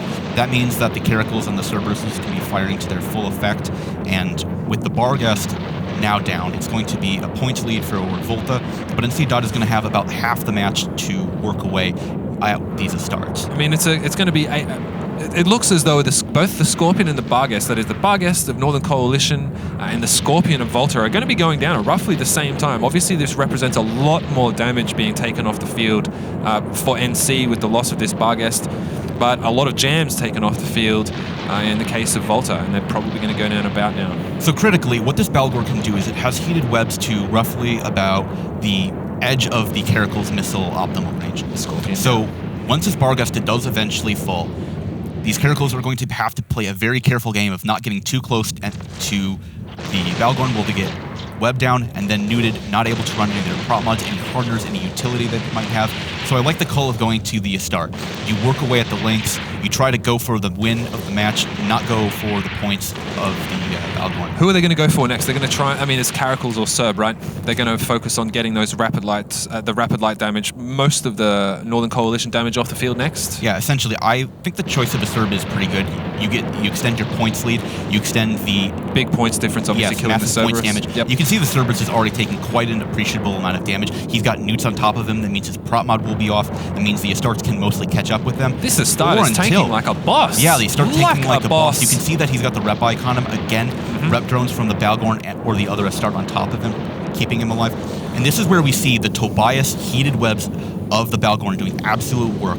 A normal Balgorn would not be able to do this, but this is a power of the Flagorn, able to web down the Cerberus, which is crucially the one ship on the Northern Coalition side that can kite out of the range of those webs. And still apply damage. Yep. So now the Cerberus is about to go into armor. He's going to eventually break. His ASBs will be out at this point, or any sort of booster. And with that, I don't think Northern Coalition can bring this back. I mean, this Astarte. I mean, do they switch from the Astarte? Once they realize that this Astarte does have a fairly large amount of tank, do they decide to switch? I mean, it's a tough call. You might have to kill the rep drones. I can't quite see how many rep drones the Astarte has on him, but I presume it's going to be a significant amount. I mean, it's also worth noting that even if they are able to, and then a Merlin going down on the side of NC, even if NC is able to kill this Astarte, they're still going to be behind on points. Yeah, with quite a long way dropping, now the Hawks taking a lot of damage. Volta's just now extending their lead with the officer webs. Guaranteed kills. Yeah, guaranteed kills. This is, again, the power of the Flagorn. It can do things that no other ship can, and I like Volta. They've been performing well. They did well the first match. They're doing well the second match. I'm not sure they're quite up to the level of either Tuskers or Pandemic Legion, but it should prevent a very interesting challenge for either of those two teams, as they're going to look to close this out to nothing and advance into the losers final. What an interesting fight. So, the Balgorn, if it is not a flag, with links, to approximately what sort of control range does it have with those webs, assuming it's not a flagship? Assuming it's not a flagship, I'd have to double check. Unfortunately, I haven't had EFT. 30, 40 Ks approximately? Roughly. I mean, in the that Tech range, 2 yes. linked, it's going to get roughly 30, 40. Whereas a flagship with the same links is able to get 70, 75-ish kilometer webs. Not quite that powerful, but it's in the 70. neighborhood. Yeah. You can about hit that far. And again, this Astarte is just taking all these rep drones. He might not even break in time. He's not even, I mean, in the past couple of minutes, he's only lost about 15 to 20%. So it doesn't look like he's going anywhere. And at the moment, unless NC can turn around and not only blap that one Astarte, but also something else which seems quite unlikely, looks like a pretty clear win for WeForm Volta. So critically, Volta now goes from a guaranteed 3 prize ships each. So they would have had 6 total, they would have had 3 cruisers, and they would have had the 3 frigates. Northern Coalition is going to come in 4th place, which is a good showing for them, really. It's the furthest they've ever gone. They've improved greatly from the previous years. We can see the leadership and their performance has jumped up massively. They've got a couple pilots, apparently from the Noli team. They've had a good showing. I wouldn't be too disappointed if I were them. They're going to walk away with that. Volta's going to come into 3rd place, so guaranteed 7 of each. So, again, just a really good showing by both these teams. Sorry for Northern Coalition to drop down, but it looks like the Thera boys out-bat-phoned them. Yeah, it seems that way. Just nothing that NC can do at this point. WeForm Volta mopping up the opposition, trying to work this Caracal down. The Balgorn is, I mean, they're just chilling out now, waiting out the last 30 seconds of the match. Only 3 people on each side, but due to the WeForm Volta retaining all of their cores, most of their cores, the Balgorn double Astarte, and only only one DPS ship really left on the side of NC. There's just nothing they can do to come back from this. Yeah, we can see a bunch of good fights in local, and now we can see that the Drake has boundary violated, harkening back to the days of the match that he had against Pandemic Legion, well played by him. Was that the same? It is the same pilot, wasn't it? Pilot, it is, it's yeah. Ajax. It is the same pilot. I love it. And I'm sure Antiquarian, the Ryan, and CCP Lebowski will tell us a lot about that series.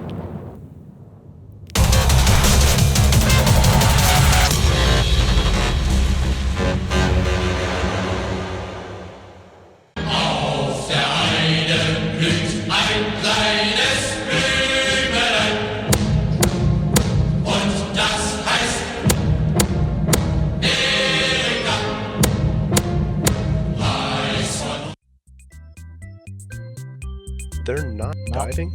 Watch They're me not, jump. they're not diving. They're not diving. Shit. Are they jumping? Okay. Well, They jump.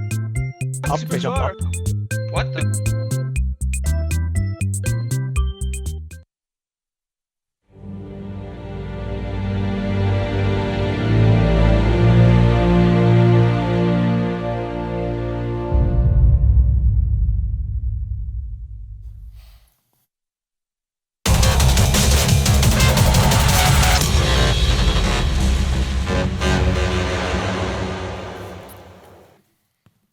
And Northern Coalition falls to WeForm Volta, who move ahead. They guarantee themselves at least third place. Northern Coalition, fourth place for the tournament this year. They will take home 3 Katie's frigates. They will take home 3 Rabisu cruisers, a number of skins, and of course the plex that come from getting as far as they did in the tournament. Fourth place, nothing to laugh at.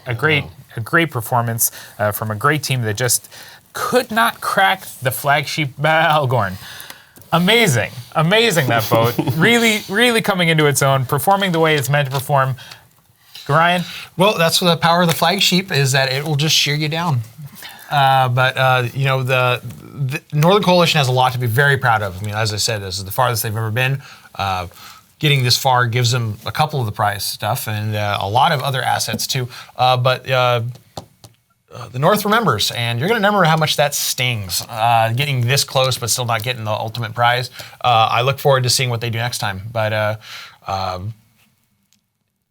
it's just rough. You get this close and then not get to at least the top 3.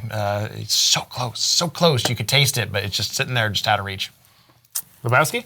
I really enjoyed that fight. I thought it was really good. We had that same thing again where the Lodgies were both headshotted very quickly or just taken down very quickly. And then it seemed to be a question then of the skill of the pilots, which is coming into play more and more now in these final stages, but also the target choices, which I thought were really interesting. They kind of, each team went for sort of an inverse where Volta went for the core of the NC team, whereas NC were like working through their support wing, which I thought was really interesting. And I think, what do you think of that, Grant? I think because both have viability, right? Yeah, I mean, the important thing was that because they went through the core first, they were able to pile up a whole bunch of points and sit on it.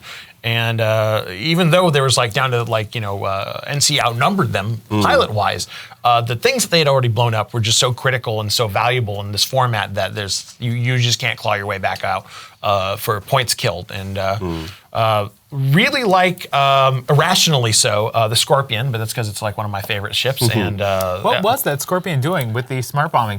I don't know, other than maybe trying to do a disco impersonation, but I don't know. I think he was showing off, yeah. He was already landing all those sweet jams. And well, he was landing them, but as soon as he dropped off the field and those jams came off, I mean, there was a point there where it was possible, I think, for NC Dot to have come around and maybe clawed back some of the point deficit that they had accrued by losing those bar guests, by losing their core early on. I thought they had a chance, and I think it was a good. I'm not saying it was a bad call. I'm just saying maybe not a bad target call from NC Dot, but the activity on Volta's side, I'm just questioning what that pilot was doing. I also kind of want to, don't get me wrong, I get it, Ajax. You wanted to stay on the beacon, you wanted to hang out, you were in your Drake, you were like, hey, I can go through an entire AT match without ever doing anything. I'm going to sit still. I think he probably had 4 keyboard and mouse inputs total, which is right-click approach, wait, and then activate? I don't know. We had to turn on his links, obviously. So yes, he had to move his mouse a little bit. I know, big lift there. Something was on. It's a little cocky, buddy. It's a little smug. Well, he certainly became one with the beacon, at least to tell it. It said, "Sorry, I love you, but not in love with you." It was a lovely camera angle. Away. Lovely little view there from our camera people. Actually, behind the scenes. Before we continue with the matches today, I wanted to give a shout to the people that have contributed to the AT broadcast so far, both on our side and.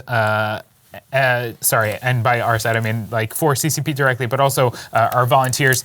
Several ISD members participated in the streams in the first weekend and have been helping us out. Here they are: Star Athiku, Star Buldath, Bug Hunter Aravanati, CCP Mimic, CCP Arnarv, CCP Tara, CCP Bartender, CCP Darwin, GM Fox, GM Dagon, GM Spider, GM Mechanic, GM Vertical, GM Ashling, GM CID, or SID, GM 5 Magics, GM Bigglesworth, CCP Fozzie, CCP Larrikin, CCP Affinity, of course, CCP Logibro, who's heading this up, and joining me on the desk today, CCP Lebowski. All of these people have volunteered time in some cases, or just taken time out of their busy weeks. Some people are working on their 13th day straight of work here at the office, and they've done a fantastic job, and of course our volunteers and our GMs as well. So heads up, if you see them in the chat, if you see them in the help channel in client, or if you see them sitting around on Twitter, give them a hello, give them a link, give them a follow. Follow Lebowski. If he can get to, what are you at? I don't know. Yeah, 2,000. How many? 1, 2. You guys follow me right over there? If he can get 500 more follows, you get to see his socks. It's going to be impressive. So I want to say, as a commentator here, the amount of activity that you see behind the scenes is ridiculous. There's a lot of work that these guys are doing. It's a huge honor to be out here working with all these people. They're professionals, and it's great. I'll tell you, one of the things that goes on, one of those activities is the generation of these beautiful post-match synopsis screens, one of which is coming up on your screen right now for the second and final match of We Form Volta versus Northern Coalition. Northern Coalition falling to 4th place, dealing 105 damage across the board to We Form Volta, who return 178,000, smashing into that Northern block. With their flagship, that battering ram, the Balgorn. Yeah, I mean, the other thing I think we did forget to mention is that a lot of those remaining ships in this match, the Astartes, really strong against kinetic damage, which is what Caldari ships or Mordu ships are basically forced to rely on. So that probably helped immensely with them tanking that much damage. And of course, you can see, if you just are glancing quickly, the backgrounds of those ship icons there. That is a lot of Caldari and the 2 Mordu's battleships, flattle ships, if you will. And only 2 Minmatar. Only 2 Minmatar. Only if only they could have killed more. Yes, that Vigil and Scimitar. Ridiculous. Ridiculous. Coming up next, the final fight of the day, the last match of the undefeated bracket here at Alliance Tournament 14. We will see Pandemic Legion take on the Tuskers in the last of a best of 3, where they slug it out for fortune and glory for a guaranteed at least 2nd place position. That's 15 cruisers, 15 frigates, the skins that accompany them, and of course the Plex rewards at that level. It's gonna be a hell of a fight. It is, yeah. This is, I mean, really, this is what we're all here for, right? We're down to the series. We're at a 1v1 in the series with some teams that have a pedigree, have some history. It's great. It's really good. I'm looking forward to this one. Now we did see Pandemic in the corner come back, mastering that comp that we've seen other teams fly well, but not quite as successful all of the time. Clearly, Pandemic able to make the moves when it counts, hit the targets when they have to. We've seen Tuskers come and dismantle team after team, just plow right through as they are wont to do. What do we see in this final match, Gorion? We're going to see, because this is the prize of the winner's bracket here. This is what gives you that extra win. It gives you a minimum, a very high minimum of prize ships. This is basically, for today, playing for all the marbles. So this is where, because both teams have 1 win, and this is what's going to be required to get into that winner's position in the next match, we're going to see, probably seeing some of the more interesting stuff. I would not be seeing to see flagships. It's going to be nuts. I mean, just as PL got pushed in the corner, now everything's on the table. So I definitely think that we're going to see something very interesting. Lebowski? I think I basically agree. It's going to be kind of do or die at this point. I think that, like you said before, the one game advantage that you get in the finals is huge. It's really important. And then again, but you have to weigh that up against risking your flagship at this point. When either way you're still in the tournament. So it's going to be really interesting, I think. And of course, the winner of this definitely going to the championship. Championship, the best ship in EVE, but hard ship the most common. The bands coming out of this match from Pandemic Legion, the Guardian and the Oneros. From Tuskers, the Sleipnir and the Fiend. Again, Tuskers does not want to see that Fiend as fast as you can, gentlemen. Who takes it? I'm gonna say Pandemic Legion. Tuskers. Wow, the desk is split. I'm ambivalent. We will go to the boys in the booth, Zarvox, Taral, and moderator, to comment on this, the final of the best of 3 series between Pandemic Legion and the Tuskers Co. on Alliance Tournament 14. Both teams here are looking for championship. I am a very nervous moderator, joined by Zarvex Torval. Tuskers have brought a Typhoon fleet issue, 2 Bargas and Gnosis, a Hound, a pair of Purifiers, a Hyena, an Augur, and a Kruor. And on the side of Pandemic Legion, we are seeing double Bargas, Scimitar, Drake, Orthrus, Hyena, double Caracal, Vigil, and a Merlin. Both sides warping in at range with the entire PL team warping in at 50. Some of the control frigates, the Kruor and the Hyena of Tuskers warping in at about 20. And most of their cores warping in at about 50. So what do you expect here? I unfortunately think that Pandemic Legion has got the advantage off the bat. Tuskers is going to need to work away at the Scimitar or the Core if they're going to have any chance. Pandemic Legion choosing to primary the Hyena off the bat. Ooh. And they've already got Tackle on top of it. Insta-web onto that Hyena from the Kruor. Yeah, webbed from the other Hyena or yes, the Kruor. Hyena has counter-webbed, but now it's going to be a little bit too late. He's already popped. Omniva is down off the field. Instantly removed, but countered with the... Immediately countered. Instant Hyena drop, so perfect trade there. Tuskers is going to have to try to keep up that Kruor, who's now being painted. Meanwhile, the Merlin has been tackled, and now he's dropped immediately. Tuskers is wasting no time in getting these rapid heavies on top of the Pandemic Legion support core. And I like that they're going to be choosing the Scimitar. There's some rep bots on top of him. He's going to be the primary, and another Purifier for Tuskers has dropped. They seem to be really spreading their fire around. There's another, the Hound is also taking a lot of damage, being painted, and he's going to be also... Yeah, no reps on top of that Hound with that. Removed. Pop immediately. The Augur's getting neuted.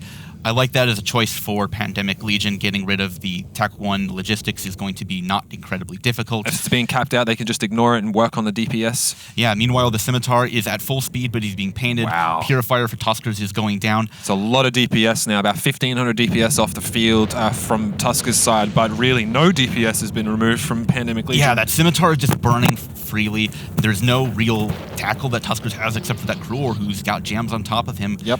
And the Caracal is now getting completely knocked out. Wow, that was Caracal's really down. quickly. I'm surprised the Scimitar didn't get reps on him. Boundary violation? Or? No, not quite. No, I'm just kidding. Not every ship that Pandemic Legion is in fact due to a boundary violation. Yeah, really? I mean, that Augur now into about half armor. He's taking more and more damage. That Scimitar now getting a scram. So the Kruor or some other ship has gotten on top of the Scimitar, and he's now going to be scrammed. This is crazy. The Scimitar should never be tackled by any of these ships, burning around at more than 2,500 kilometers. He was the one that warped in at really staying well away from the rest of from the Tuskers, but at the same time, the Augur on their side. He's using all his ASB charges. The Augur will drop pretty soon, but the Scimitar will be falling also in short order. If that's the way it goes, and the Augur falls about the same time as the Augur has already fallen, is this really an even trade? Pandemic Legion still with a big points advantage and a lot more DPS. It's fairly even, but what Pandemic Legion has is they've got the shield tanking Bargas, who don't have a whole lot of mid slots if they're going for a lot of utility. Tuskers already taking damage on one of their Bargas. I like that call, but they need to drop the Scimitar far quicker. Scimitars... They're spending a lot of time. And they're spending a lot of time. He needs to drop way, way faster. And we're going to see this Bargas going down almost as fast as the Scimitar finally now, with double webs, scram, paints, everything, and that XLASP of the Scimitar running out. Yeah, this Bargas and armor Bargas only having 6 low slots for armor, not that great of a tank. He needs to be surviving way longer than he is. He might be neuted out, not able to run his hardeners, but now the Bargas getting primaried for Tuskers on top of Blue Melon, and Tuskers is just behind on the DPS trade. You can see the Pandemic Legion DPS bar is way up ahead. Yep. So the Tuskers, all their ships are now on ASB reload. The Fleet Typhoon's getting jammed out. And now Suleiman Showa is dead. Bargas and I think down. with it, the dream of Tuskers going to the grand finals. It really looks that way. I mean, is it going to be enough? They've got the Barghest of PL hard tackled themselves, but their DPS right now is all coming from a Floon and a Barghest, whereas on the side of PS, they still have 2 Barghests, an Orthrus and a Caracal. Far more DPS remaining on the side of PL. A big points advantage, more control. Sorry, about the same level of control, but looks like PL here is taking a bit of a lead. Yeah, I like the choice of Pandemic Legion going for the Barghest instead of the Fleet Typhoon. The Fleet Typhoon having those 8 armor lows, far more beefy, far more tank, better resist. Barghest is a good primary. Electronicus is now damage coming pulling off the range. Barghest. You can see that the Tuskers' attack bar is now going up as it appears Pandemic Legion's bar is now empty as their own ships are on reload. Yep. So it'll be critical to see if they can kill this Barghest before everything else. I mean, even if they do, their own Barghest is going down, so it could be a 1-for-1 trade with these 2 Barghests, and Pandemic Legion is still going to have a lot more DPS on the field to mop up the remnants of the Tuskers, where Tuskers are really going to struggle to take down enough to equalize these points, being about 20 points behind. And if they are going to lose Latronicus, they're going to be far behind on the points. Yeah, they need to kill Blue Melon far before they lose Latronicus, if they even can lose Latronicus, which they just can't really afford right now. This Crew is doing a good job of getting tackle onto the next Barghest, but they need to have killed Blue Melon quite some time ago. And with that, kill is just going to go up another 21 points on Tuskers ahead. Tuskers is going to be down 19. They'd have to kill Dan Cool again to be up ahead, and I don't think Fleet Typhoon and a Gnosis can really do it. I mean, this Gnosis is very likely to be Lynx, no? Yeah, almost certainly he's going to be Lynx. There is no other real reason to bring a Gnosis. He's micro jumping around. Let's have a look. I mean, he has no weapons at all, yeah. So he represents a total of about 0 DPS, unfortunately. So the only DPS really left on the field, even though Blue Melon really looks like he might go down in the next 30 seconds or so, it shouldn't make much of a difference. Still, well, plenty actually, of he's DPS. managing to pull some of his shield back. So maybe an ASB, or he's getting some capacitor back on top of him. So he's clawing back a bit. Eventually, this Fleet Typhoon is going to go on reload, but whether or not it will be enough to break through the core, unknown. It looks like there's no rep bots on top of Blue Melon, so Orthrus, Drake, Caracal, not exactly known for having a large drone bay. Even if they take down this Barghest now, so if Tuskers take down this Barghest, that's an additional 21 points, so they're going to be up to 48. They're still going to be 19 points behind. So even if Tuskers can kill Blue Melon's Barghest and kill Dan Cool's Barghest, they're still going to be behind, even assuming they don't lose the Floon, which it looks like they in fact will. So it looks like PL really has too much of an advantage now to throw it away, unless, of course, boundary violations. Yeah, and you can see this Typhoon of Anuka, he's got all the tackle on top of him. He's not going to go anywhere. He's now down into Hull. Blue Melon may just survive in a bit of Hull being the hero of the Legion for this match. How do you feel about the Tuskers comp?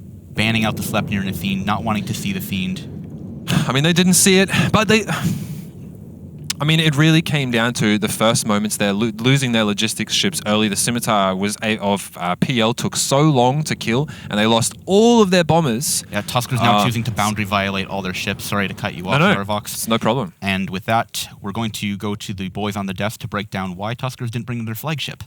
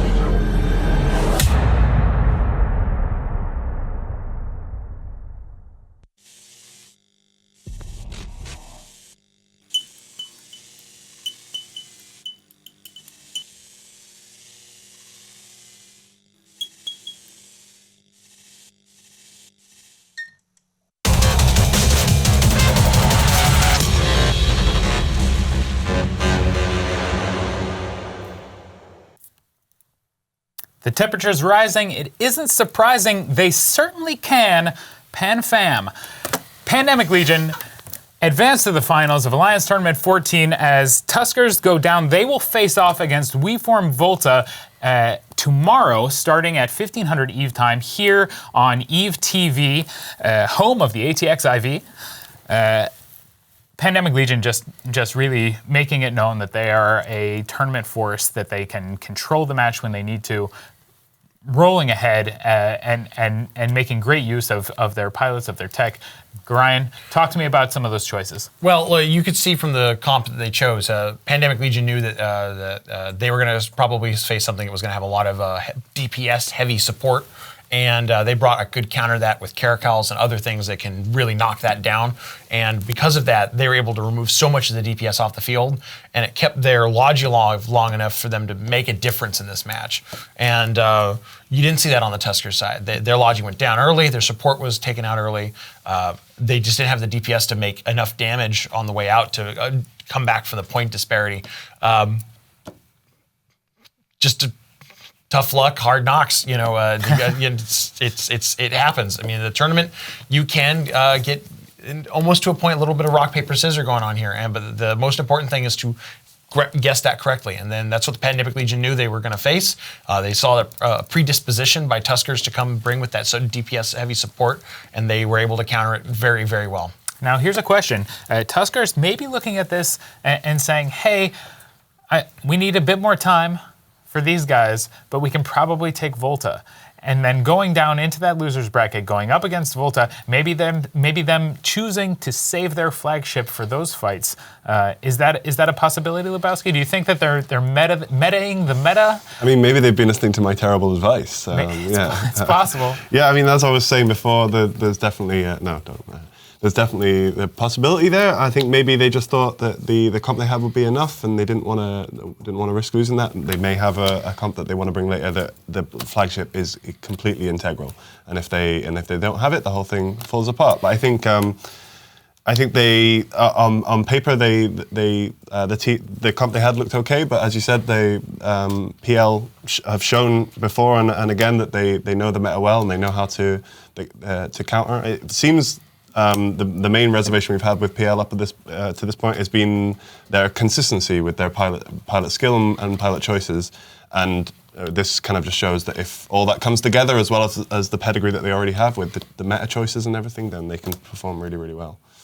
Well, we'll get to see them perform again tomorrow. The final for Alliance Tournament 14 kicking off at 1700 Eve time, and that will be Pandemic Legion versus either Tuskers or Volta, depending on who wins the first best of 3 series, which is set to commence tomorrow at 1500 Eve time. Be sure to tune in to us here on Eve TV on Twitch in order to catch those matches. Don't miss a second of what are sure to be just incredible slugfests in New Eden, here in Jove Space, where slugfests are only annually present. Extremely rare. Exceedingly rare. This type of action. Don't miss a bit of it. Also, please, if you have a chance and you're looking to read up on some of the action that's occurred already and some of the backstories on the teams that you see fighting in the Alliance Tournament, cruise on over to Crossing Zebras. I've got a couple friends over there who are doing excellent work. Some of that work involves interviews with high-ranking officials here at CCP. Gentlemen of charm, of poise, of true character who deserve as much publicity as they can possibly get. You can follow them at CCP_antiquarian on Twitter. Hop over to Crossing Zebras, read up, take a look at what's going on, and tune in tomorrow as we work our way through the top 3 teams of this Alliance Tournament, Alliance Tournament 14. Until then, I am CCP Antiquarian. On behalf of moderator CCP Lebowski, Chesser, Garayan Wasanar, and Vortex Tevrol. Nailed it. Happy birthday, Proxy. Fly free.